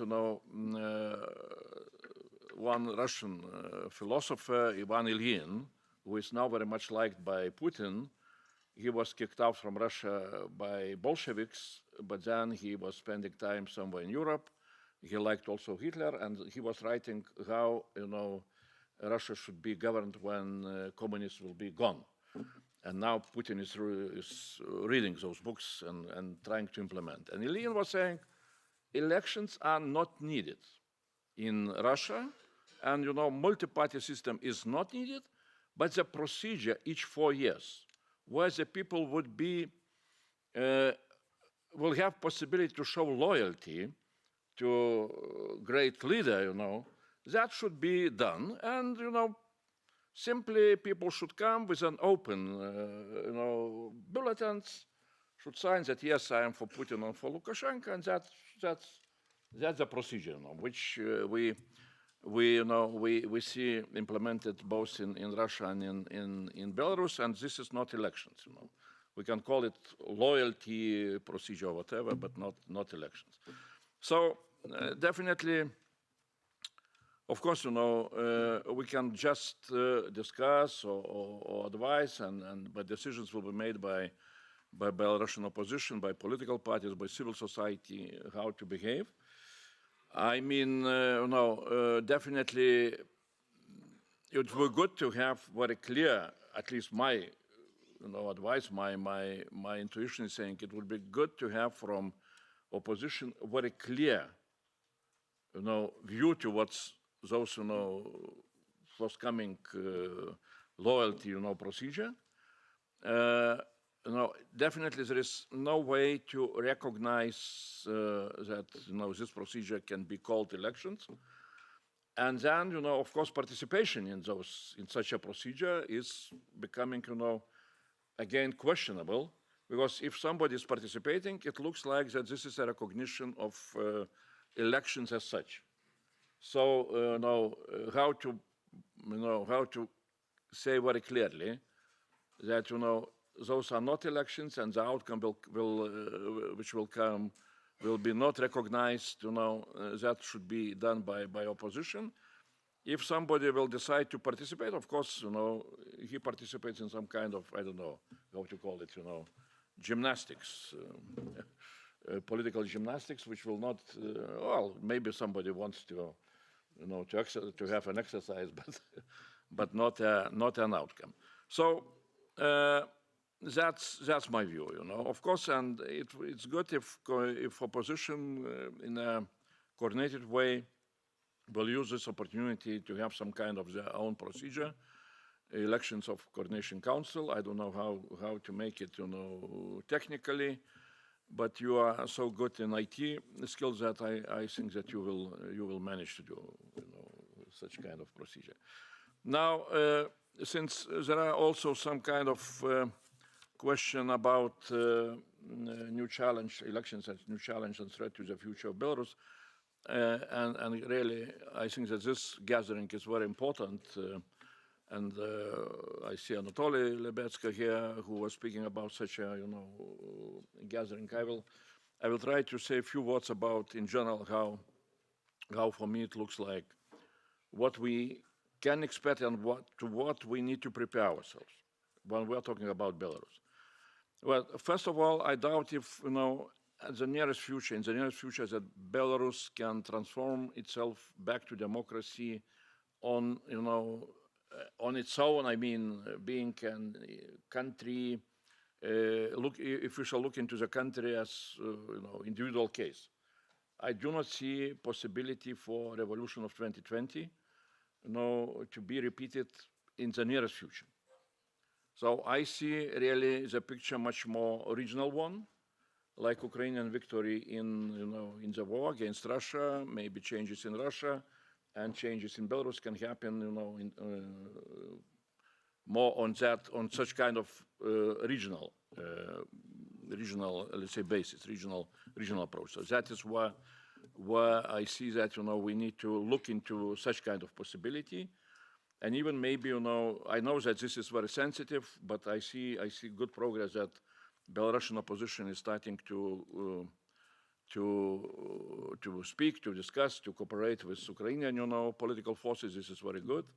I know sensitivities about maybe that will come at some time, because I see that the goals are very similar, really to change the whole region, and to bring democracy into the whole region.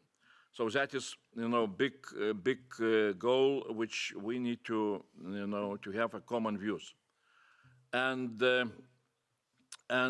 definitely when we are speaking here in the European Parliament with Belarusians, and the same where we have conversations with Ukrainians and with Russian liberal opposition, I'm always saying that we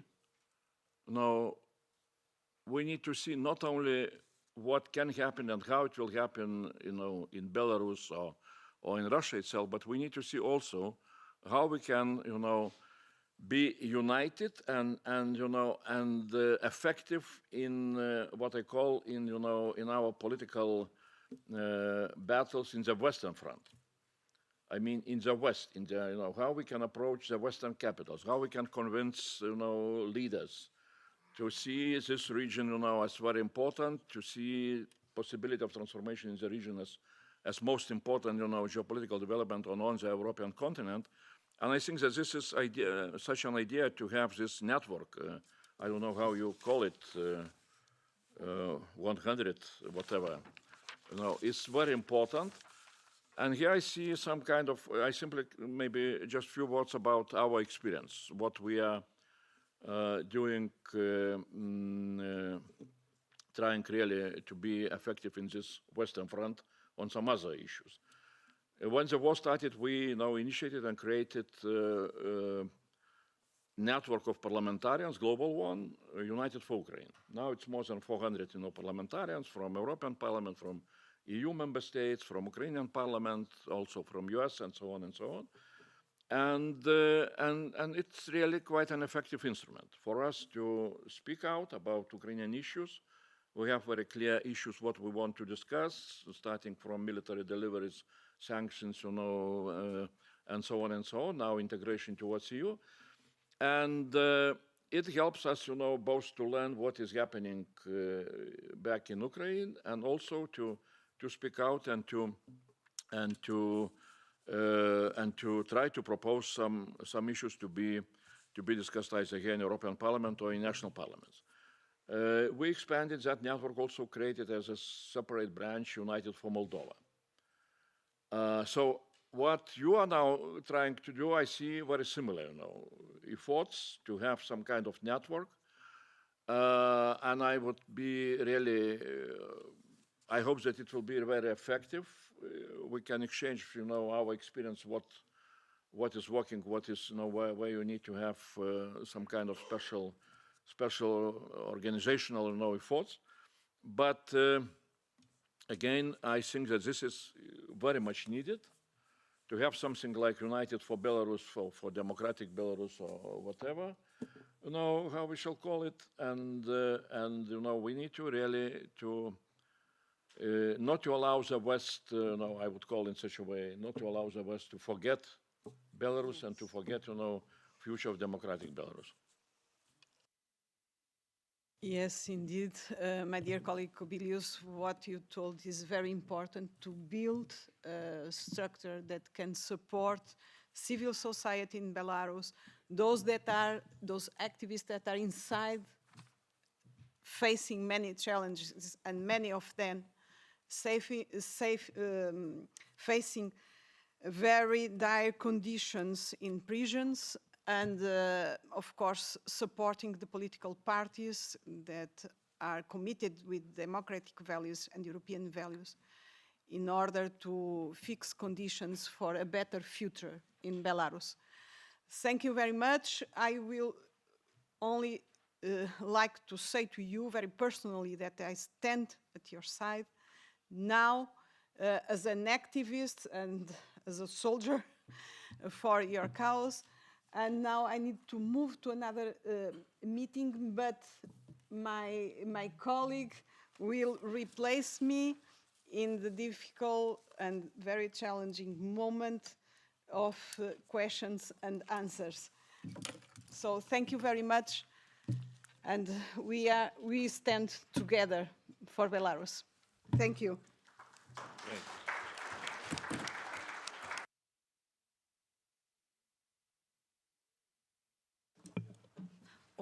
Okay, I think we have some space for just some questions to the audience. So I open the floor if someone wants to take the floor and ask or comment. Please, Mr. Galler. Yes, thank you very much, and thank you to the organizers for having this. And it's so good to see that we have, again, a cross-party event here when it is about Belarus, like we have when it is about Ukraine. I'm the standing rapporteur on Ukraine, so but I've also been involved with many friends from Belarus over the years, so I'm happy to see yet again a broad political consensus when it comes to, first of all, keeping Belarus on the agenda, addressing the challenges, and staying together as the democratic parties here in the European Parliament. When it comes to the practical support, we are aware what is being done as we speak through the endowment on democracy, through other measures that are being taken, also through our budget. And my question is, we had a debate, I think, at some point, and I wonder where we stand, that political refugees from Belarus should profit from the same provision of this directive that is active for Ukraine, so that they can come and stay and, of course, register, but don't have to go through a formal asylum procedure. I think to have equal treatment of Belarusian, so to say, refugees like with those from Ukraine. I don't know where we stand in this regard and whether there are any ongoing activities so far. I would like to know where it stands, and if we are not there yet for you or your people who need to leave, then I wonder what we could actually do.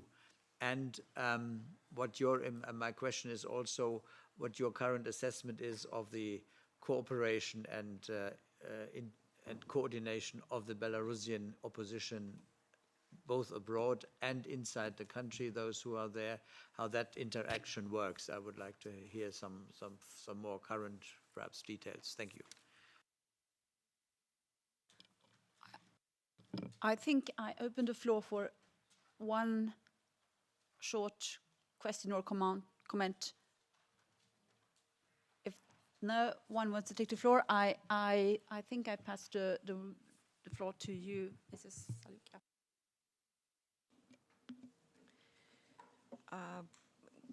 Concerning, I'll start maybe with the second question to answer then we have to admit and to be aware that, and you know that there is an atmosphere of total fear supported by administrative self-will in Belarus, and the main target for us is just to provide our people with the security for them to be safe there, and of course. It's quite challenging to cooperate and to do some party business and things, to discussions when all our activists of our parties are of my party, for instance, Belarusian Popular Front, are divided between two countries. The majority of our SOIM members are in Belarus. We even can't do any legal procedures within our party. How can we cooperate with them? Now, even we, people who are here in exile, we are becoming toxic for them to cooperate, to phone, because we subject them to, we are a threat for them to be repressed. Then it's a really challenging and tough situation. Of course, we do our best just to support our activity within our party and not to die. But the first priority for us is to save more people from prison in Belarus. As to, maybe Yuri can add something on the cooperation between us here. And Anatoly, we can also add more. Yeah, and then maybe the first question.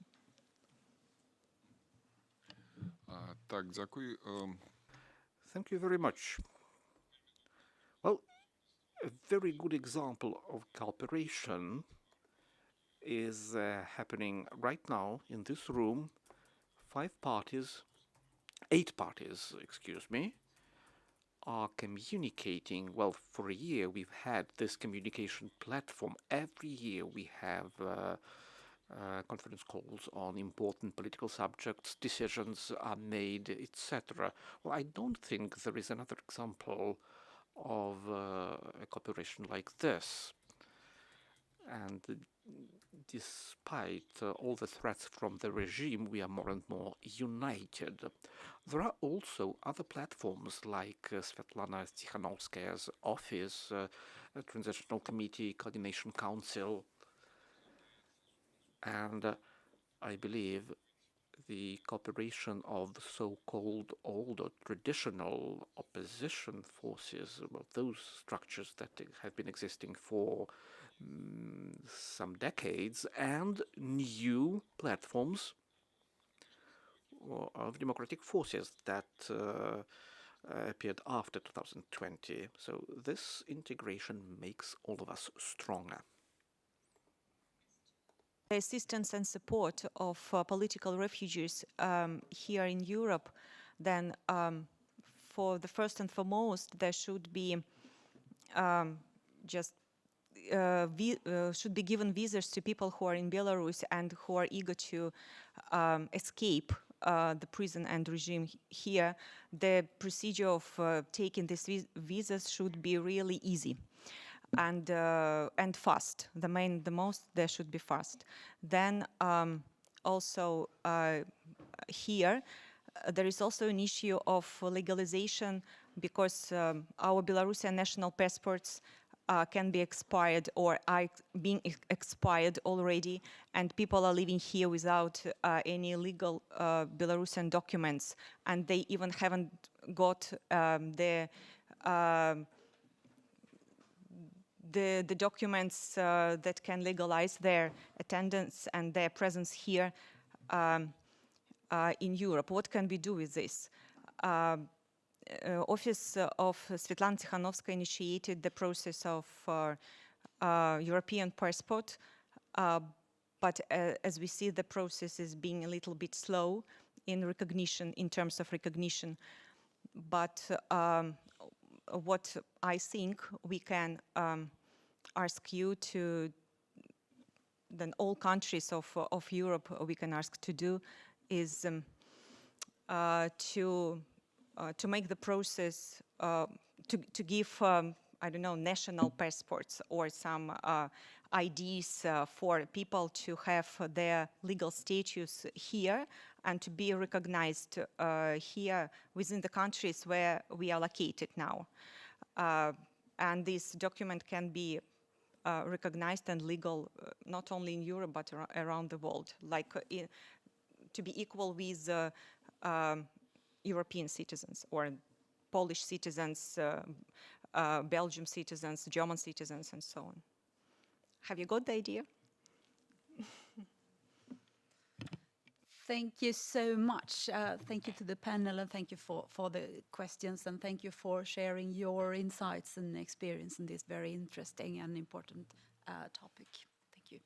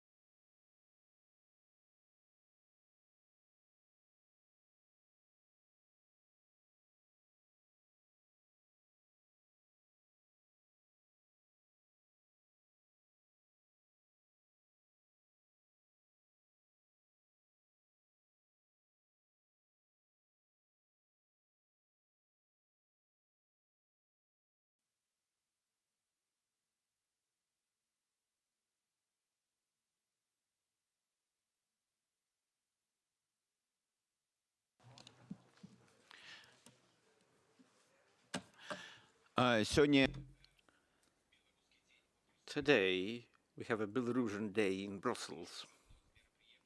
It's only one of several events. I do hope that most of you will also attend next events. Our diaspora in Brussels is organizing an action of support for political prisoners. It will start at 1:30 and will last until 3 p.m. on Place du Luxembourg. So please stay with us until the end. There will be one more event, but I will tell about it later. It's a great honor for me, indeed, a great honor, to be a moderator of this discussion. You know, if someone had told me 3 or 4 years ago that we, together, here in the European Parliament, will be talking about Belarusian membership in the European Union, well, I would have laughed. I would have said that he's a dreamer, but it's become a reality. So our discussion, from my point of view, is a sign of optimism. Yes, it's our dream, but if we have a dream, we know in what direction we should go. If we don't have a dream, we would always stay in one place. I would like to remind you that we have here today with us representatives of those political forces who have been advocating for European values in Belarus since the beginning of the 90s. European choice, European perspective. Those words were first pronounced not today and not yesterday, but a long time ago.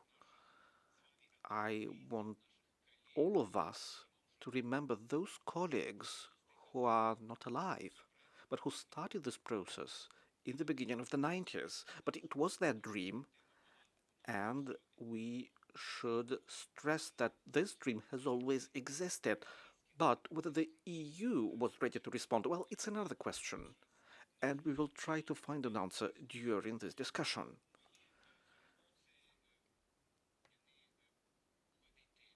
Our panelists are experts in this field. Igor Borisov, leader of Belarusian Social Democratic Party Gromada, Vital Rymashevsky, co-president of Belarusian Christian Democratic Party, Hanna Yegorova, international secretary of United Democratic Civil Party, and Piotras Auštrevičius, who is very well known in Belarus, who is the reporter in the Foreign Relations Committee on Belarus. And he is the author of the last and the strongest resolution adopted by the EU Parliament. So let's welcome them. Let's inspire them for a good discussion. I will ask some very concrete questions, and please, dear panelists, be as brief as possible so that we have time for discussion. Igor, you have the first question. So, in your opinion, what are the three main actions, three main points that Belarusian democratic forces should do on our way to the European Union? Well, there may be 10 or 20 activities, but what are the three main ones?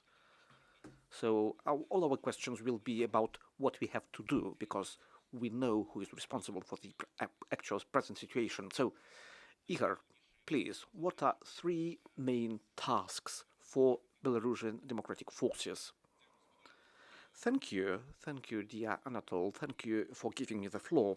I would also like to thank our European friends, Jusas Olekos, and all the others who supported the organization of this forum, 8+100. It's very important, and it's also very symbolic for those who believe in Belarusian European future. So, what do we have to do? First of all, our political organizations should clearly define their priorities, whether they are for EU integration or whether they want a neutral status and don't want to integrate with the European Union or to remain neutral. Well, I believe we have this community of thoughts. Those people are represented here, and you are right. Since 1991, lots of people made this pro-European choice for Belarus and advocated for it. And we didn't start from scratch because, well, if you start from scratch, you don't have any support. According to opinion polls, even today, under repressions in total fair, with lots of Belarusians who left the country, 21% of the population is still in favor of European integration. But I believe those people are many more, because today not everyone is ready to honestly reply to such questions because of concerns for their security. Second point, it may be surprising, but the number of people who support EU integration also depend on our relations with the European Union. The better relations we have, the more we have people who are in favor of integration. Research by Professor Pradamatsky showed it a couple of years ago. And we have lots of people who are in favor of integration, despite everything that Belarusian propaganda is saying.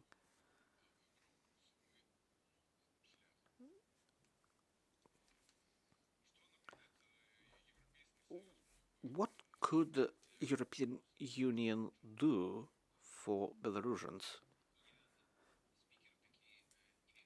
I am not a very agreeable moderator, so it was the first task. The first task was we need to define our priorities.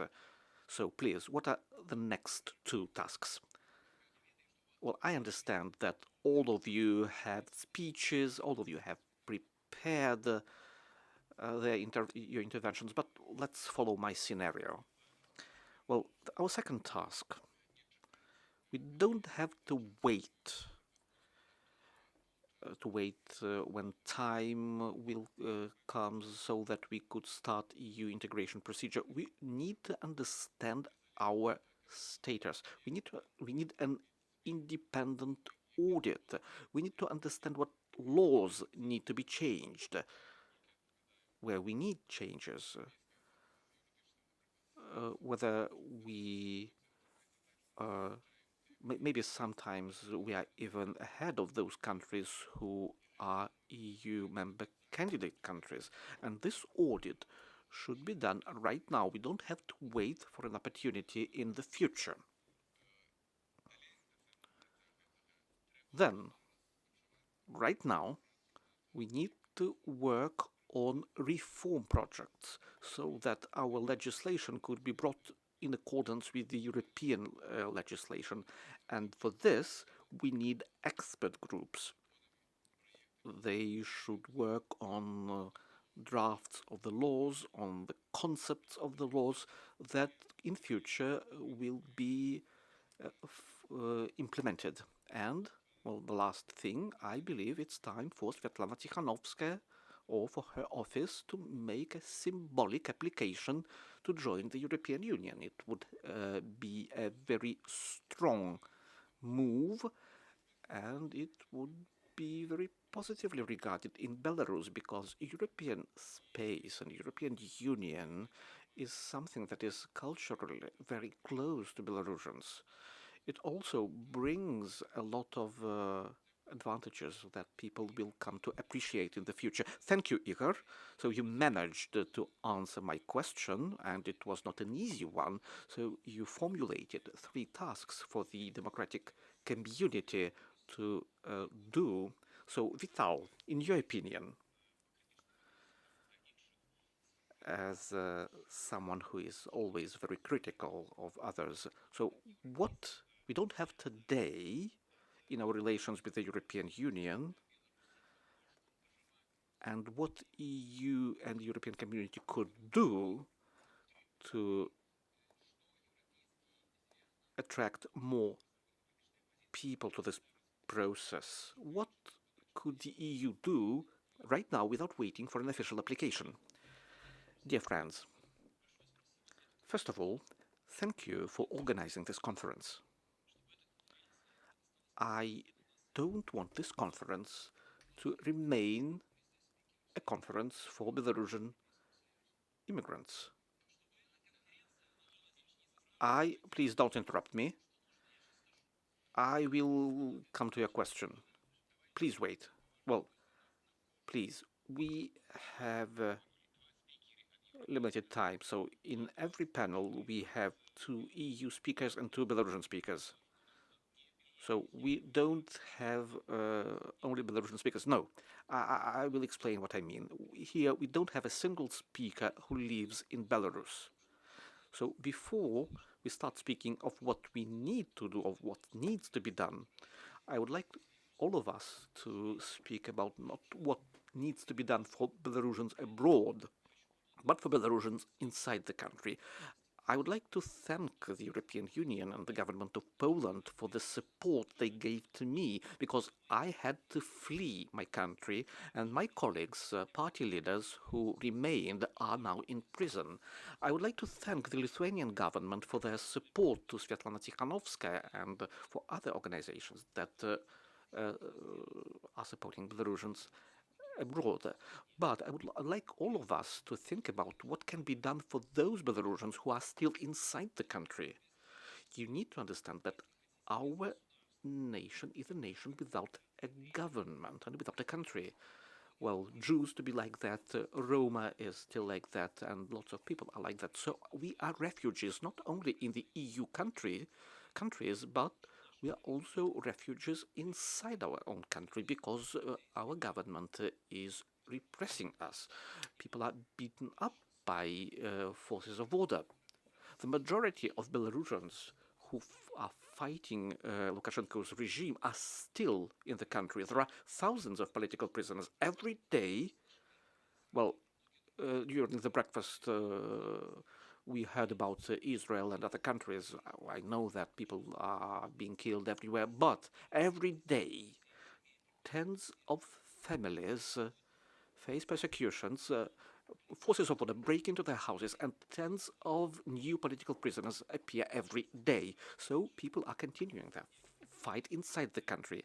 I have never imagined that I would ever have to say it here. So the first thing I would like to say to the European politicians is the next one. A lot has been done for Belarusians abroad, but very little has been done for those Belarusians who are inside the country. A lot of words, but few deeds. I'm not asking for help.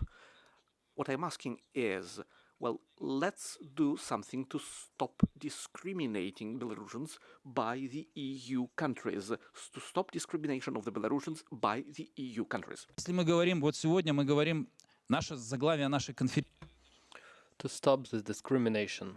So here, the headline of this session is step by step. So let's have this consistency, not only in resolutions passed, but also in specific things that really help Belarusians. To integrate Belarusians into EU, we need 4 simple things which depend on us, but they're not that easy. First, let's enable Belarusians to study in the EU. Not even to give them this opportunity, but to return this opportunity, which Belarusians have lost due to Lukashenko's regime fault and because of not thought through policies of EU. An opportunity to travel in EU, an opportunity to study in EU, to work in EU, and to do business in EU, because independent Belarusian businesses that supported the revolution were also repressed, and they had to leave the country. We had this national revolution in 2020, which was defeated. And very practical thing, finally, to give money for health and rehabilitation for political prisoners and members of their family, and also Belarusian soldiers fighting for Ukraine, which have been injured, who are in hospitals. Of course, Ukraine, first of all, supports their soldiers. To rehabilitate these people, thousands of former political prisoners come to Poland. They don't even have money for psychologists. Many of them have PTSD.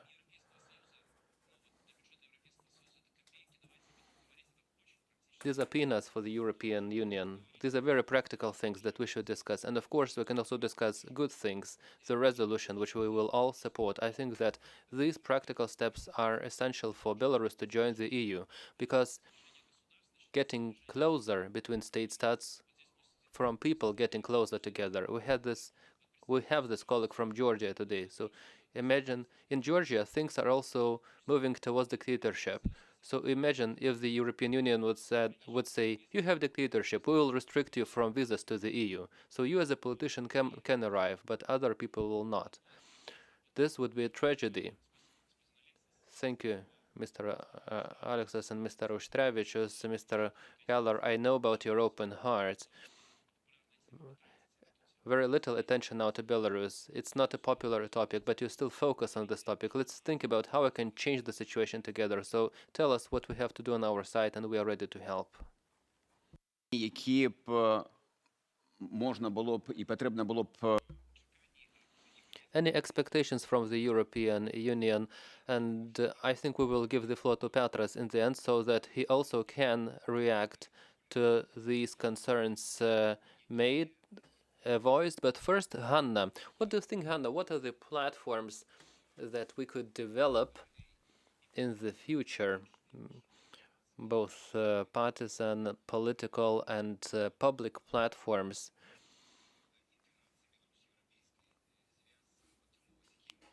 to speak more about these topics of the European choice of Belarusians and European perspective for Belarusians? Should we develop the existing platforms or maybe create some new ones, and maybe some feedback regarding the cross-party platforms like the one which is established now? And please, the floor is yours.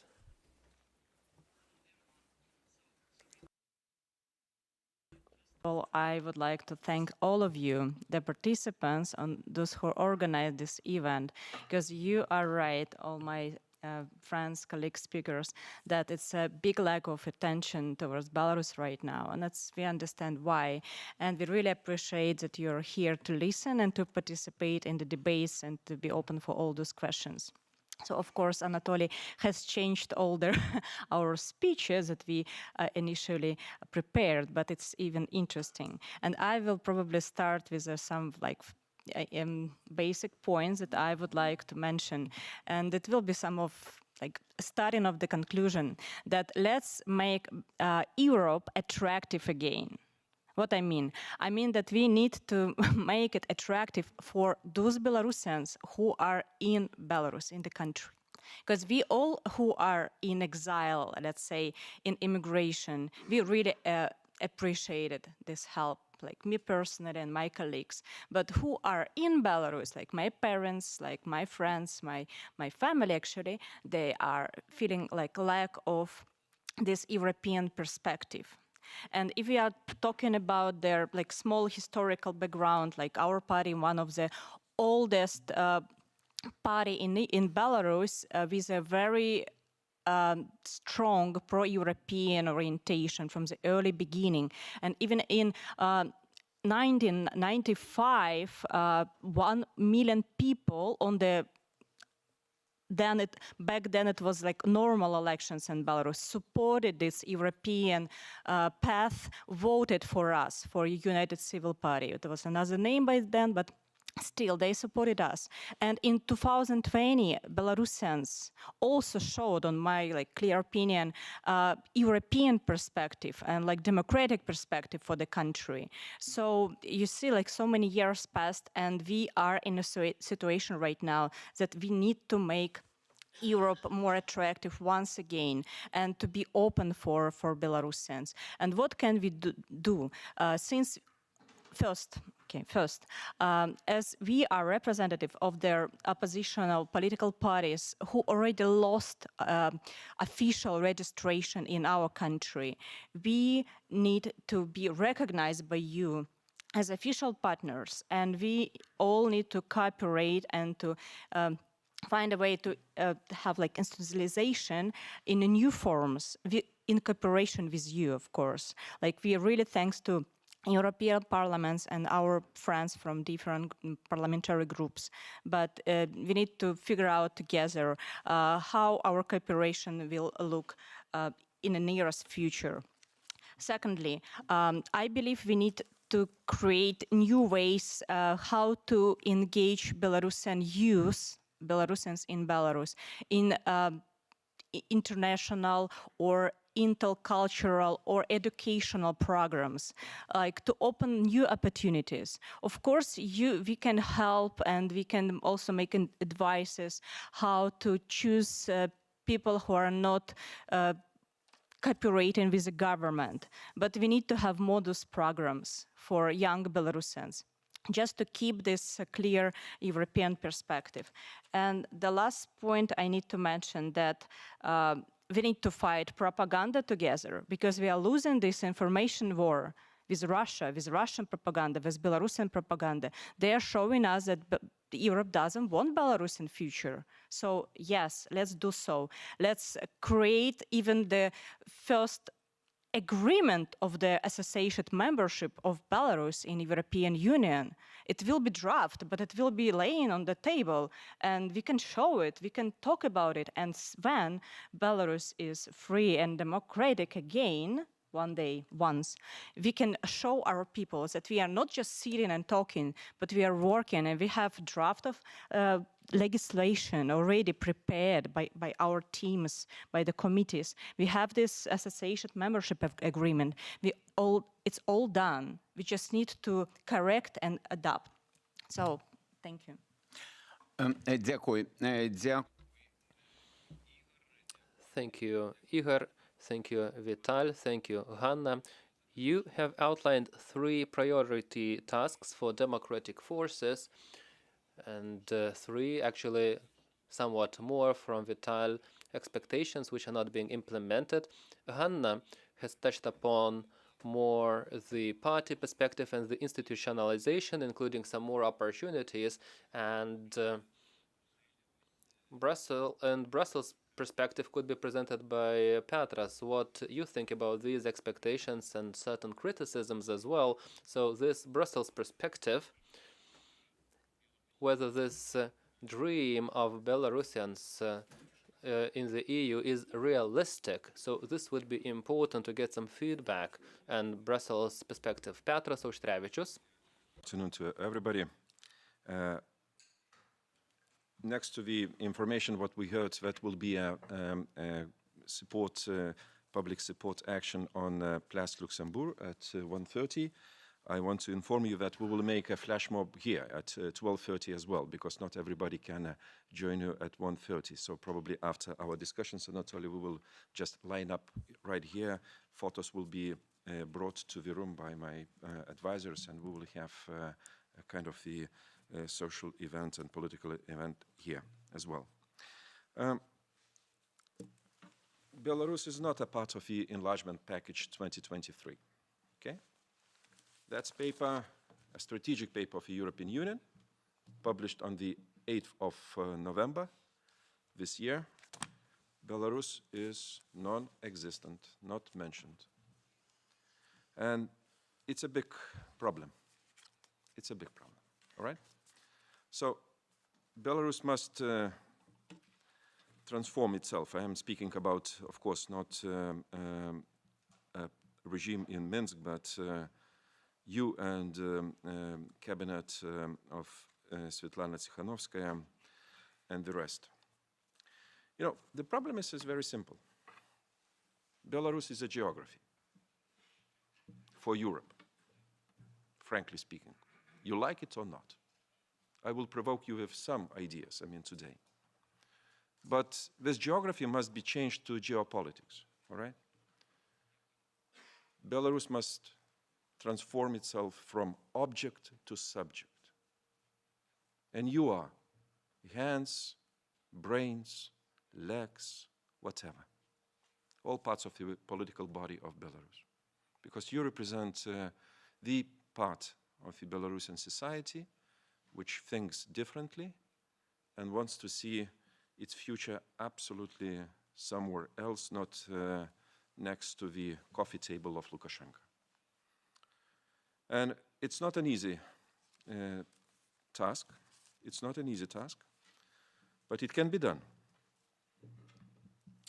There have been some hesitation. Let's be frank, okay, on European choice of Belarus. Even 2 years ago, even a year ago. We have to admit this, all right? Not everybody, in Belarus opposition understood that European choice for Belarus is only way to survive. Look, but you have no alternative. Tell me, any alternative, tangible, visible, in which I can believe, you can choose. Not necessarily to push you to the edge. But you have to think critically, all right? Historically critically. What kind of chance of survival, of the cultural identity, future state, democratic and European state you have, if not the European choice? under the Russian wing? No? We know what the development it would be, to become one more oblast. All right? So, but this hesitation should be overstepped. And, you know, for Brussels to recognize your choice, indeed, I mean, we need more and more. Not one discussion, not one visit, not one paper, not one action. It must be systematic, continuous, all right? As a national idea.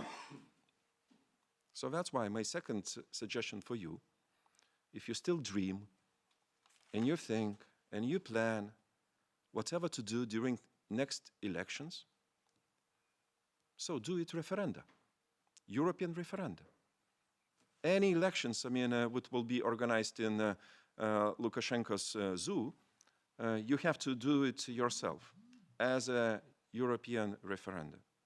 You have to do something, not with Lukashenko, but absolutely in different direction, taking absolutely different historical path and choice. So that's why there is no time, okay? No time for thinking, deciding who will be a face, who will be, you know, speaking this or that. You have no time. You have to agree here and now, because tomorrow will be late. Tomorrow will be late. Look, we live under extraordinary times, at times of war. So that's why your great humanity-based calls for business with Belarus, my answer, no. Your call for cooperation, no. Should we revise visa policy? Yes. Because there is a national security issue. Do you want a war which was instigated by Putin and supported by Lukashenko to spread in Europe? In any way, hybrid, direct, do you want? We don't.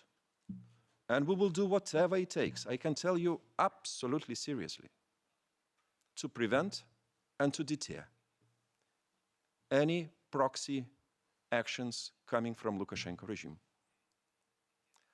I don't claim that each and every Belarusian citizen is an agent of Lukashenko regime. Not at all.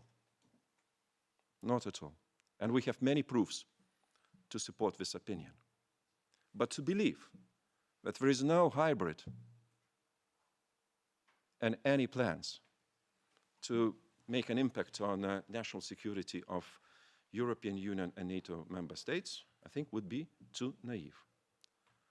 Look, I mean, let's shake up our thinking, land on a reality which is absolutely grim today, and to make our actions moving somewhere, not indeed bringing kind of, displeasure or psychological disorder within us. Because any solution will be not easy. Easy solutions are already forgotten. Time for those is over. We're facing absolutely different situations. So that's why Belarus must become a subject with a clear vision. And indeed, those discussions which must base and present Belarus' future as European, I agree. If there is a neutrality aspect, maybe. I mean, there are some neutral European states, not a problem at all. But it's not an obstacle, I mean, for European integration. So that's why I call on you to be realistic, but at the same time ambitious. And I think we can come together what comes to many, many solutions in this regard. Thank you.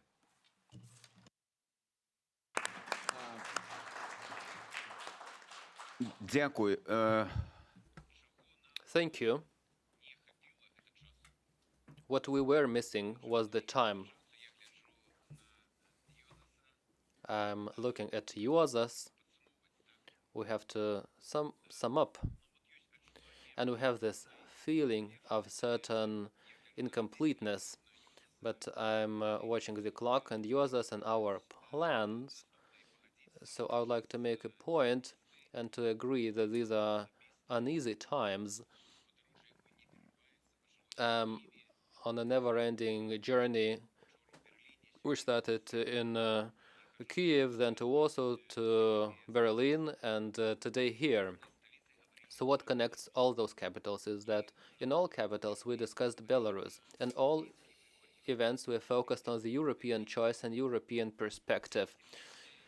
It gives me optimism, and I'm also optimistic that we had more than 110 people in this room, and we have many people joining us online.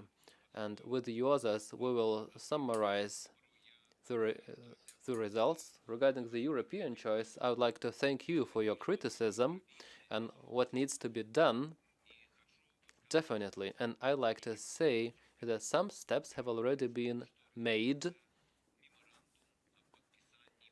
A memo is being prepared for signing between the European Parliament and the democratic forces of Belarus, which would be a legal paper laying foundations not only for this tenure of the European Parliament, but also the upcoming one. So this war has commenced, and I think that it gives a very right direction to create the legislation for this cooperation. Speaking about the institutionalization, we can also mention the strategic dialogue which has started today in Washington, D.C., and in some time it will also be continued in Brussels. One more thing is about the alliance of the Groups for Democratic Belarus, which was also co-established by the members of the European Parliament present here today, including Juozas. We have 22 parliaments, including the Groups for Democratic Belarus. So this is the parliamentary dimension which will enable us to go towards the European Union, which is very crucial. And what we are doing today, this is the party dimension, which is absolutely new. And based on this discussion, I would say that it is justifying itself. One more point, which has already been made, is about creating the International Fund for supporting the political prisoners, since it echoes the previous topic. Of course, so many things are lacking that we have pronounced, and also it would be good that the European Parliament had some information room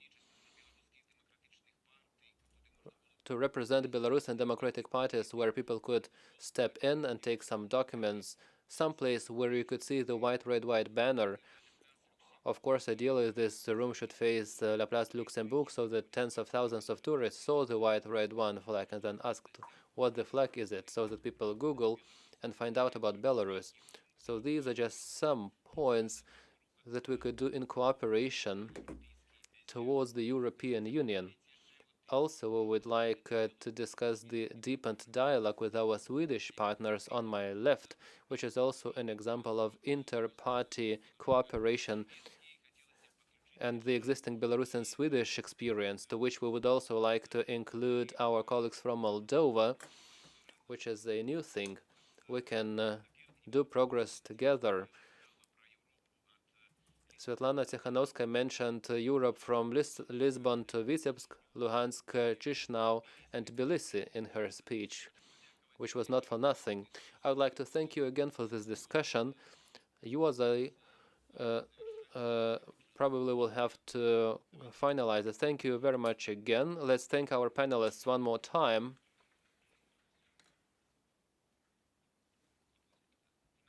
No time for questions.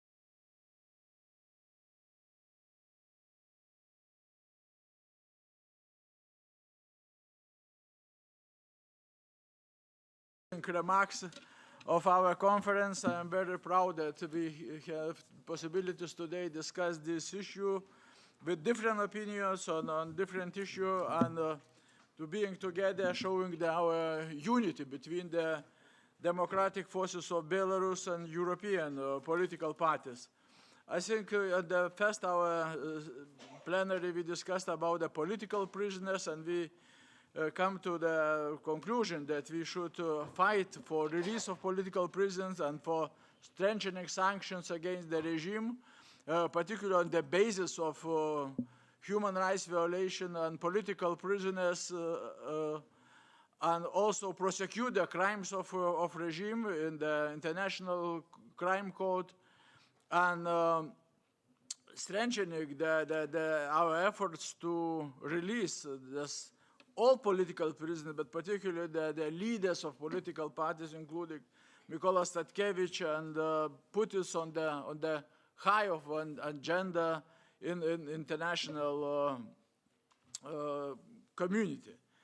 And on the election, we had the proposal to organize the election for coordination council, and we can't call the event of regime according to the so-called national or local election, but organize, provide the election to the coordination council, and also to keep continue our fight in the Western capitals to keep on the agenda Belarusian issue.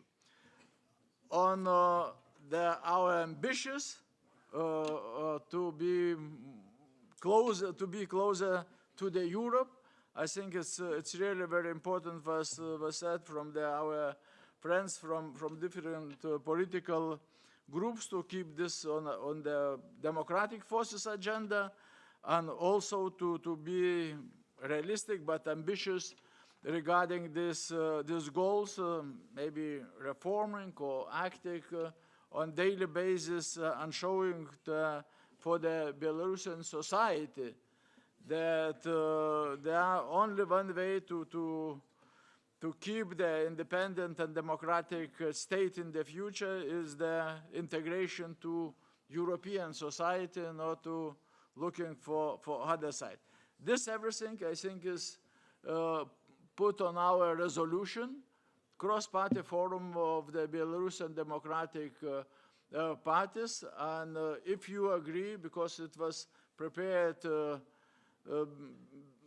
as unanimously with all political parties who are presented here in this forum, we can sign this resolution and to keep the first document from such a conference, and later we will continue, maybe deepening or putting the more precise suggestion and recommendation to the future. If you agree, Anatoly, please continue, and then I will inform about next steps after the closing the conference. Я хочу коротко отказать. Just to briefly answer the two questions. What has happened here and now? The Belarusian regime believes it has buried the Belarusian political parties. And now we have given them very strong feedback from the Belarusian political parties and the international community. Today we have stated that we will have the funeral, but not that of Belarusian political parties, but that of the Belarusian regime. And it's very good that our position has been reinforced by so many international actors. So I would like to thank tremendously to the European political parties that have joined and supported this resolution mentioned by Juozas, which is open to sign. Not all parties have been able to join, but this is a very important step. Another important outcome of this conference is that today we have established a permanent platform And I hope that in a year we have the second forum, maybe with new participants, bigger, but it will happen. Today we really have this feeling that we needed more time. I apologize. So many more people wanted to have a say on all relevant topics, but it was very important for us to have these 3 topics. So there was not enough time, but between these fora, we in these 8 political parties, we will think maybe we can add some more discussions on each of these issues. So in between these 2 fora, we will add some specific political activity. So these are 2 key outcomes. One more thing, we have the general resolution of the forum mentioned by Juozas, which is open to sign. I'm in contact now with my Ukrainian friends from the Servant of the People Party, Zelensky's party, and also Batkivshchina, who says that we support you and we sign under this resolution, and we are ready to join this platform. And I think this will also come from our Ukrainian friends. And I'm certain that this goal of having 100 European parties, I'm sure that we will have more parties expressing party solidarity with us, which is tremendously important. Які наші наступні And Juozas would share with us what would be our next steps, and the points from Petros Auštrevičius. He asked to be back here at 1:30 to get back here and to participate together. Well, it is now, yeah. Sorry. So I live according to the Vilnius time. And I would like to invite you to join the action and the representatives of other political parties from the EU to join this action, and let's make it public. Those who are open to who are sure about the security and what is now happening in Washington, D.C. There is an international organization, which is International Democratic Union, which brings together all center-right parties. And I'm in politics for almost 30 years, and I've heard that political parties from Belarus are being nominated by IDU. So now Svetlana Tikhanovskaya is being recognized and nominated by 2 political parties. Svetlana Tikhanovskaya along with 2 political parties, the party of the Belarusian Popular Front and of the United Civic Party, and 2 persons, 2 political prisoners who would be mentioned there, the leaders of these 2 parties, Grigor Kostychov, who is severely ill, and also Mykolai Kozlov. So if you can tell anything good about political parties who have been fighting for freedom and the European choice of Belarus for already decades, many thanks to everybody. Separate thanks to Kasparas and also to Galina Khomichenko, and also to the representatives of the conservative group. So it's easier to be in the around this table where we are, but there is preparatory work that was done. Many thanks also to the Belarusian participants. We have some persons that came from far ago. I'd like to invite you all to the reception at the 0th floor.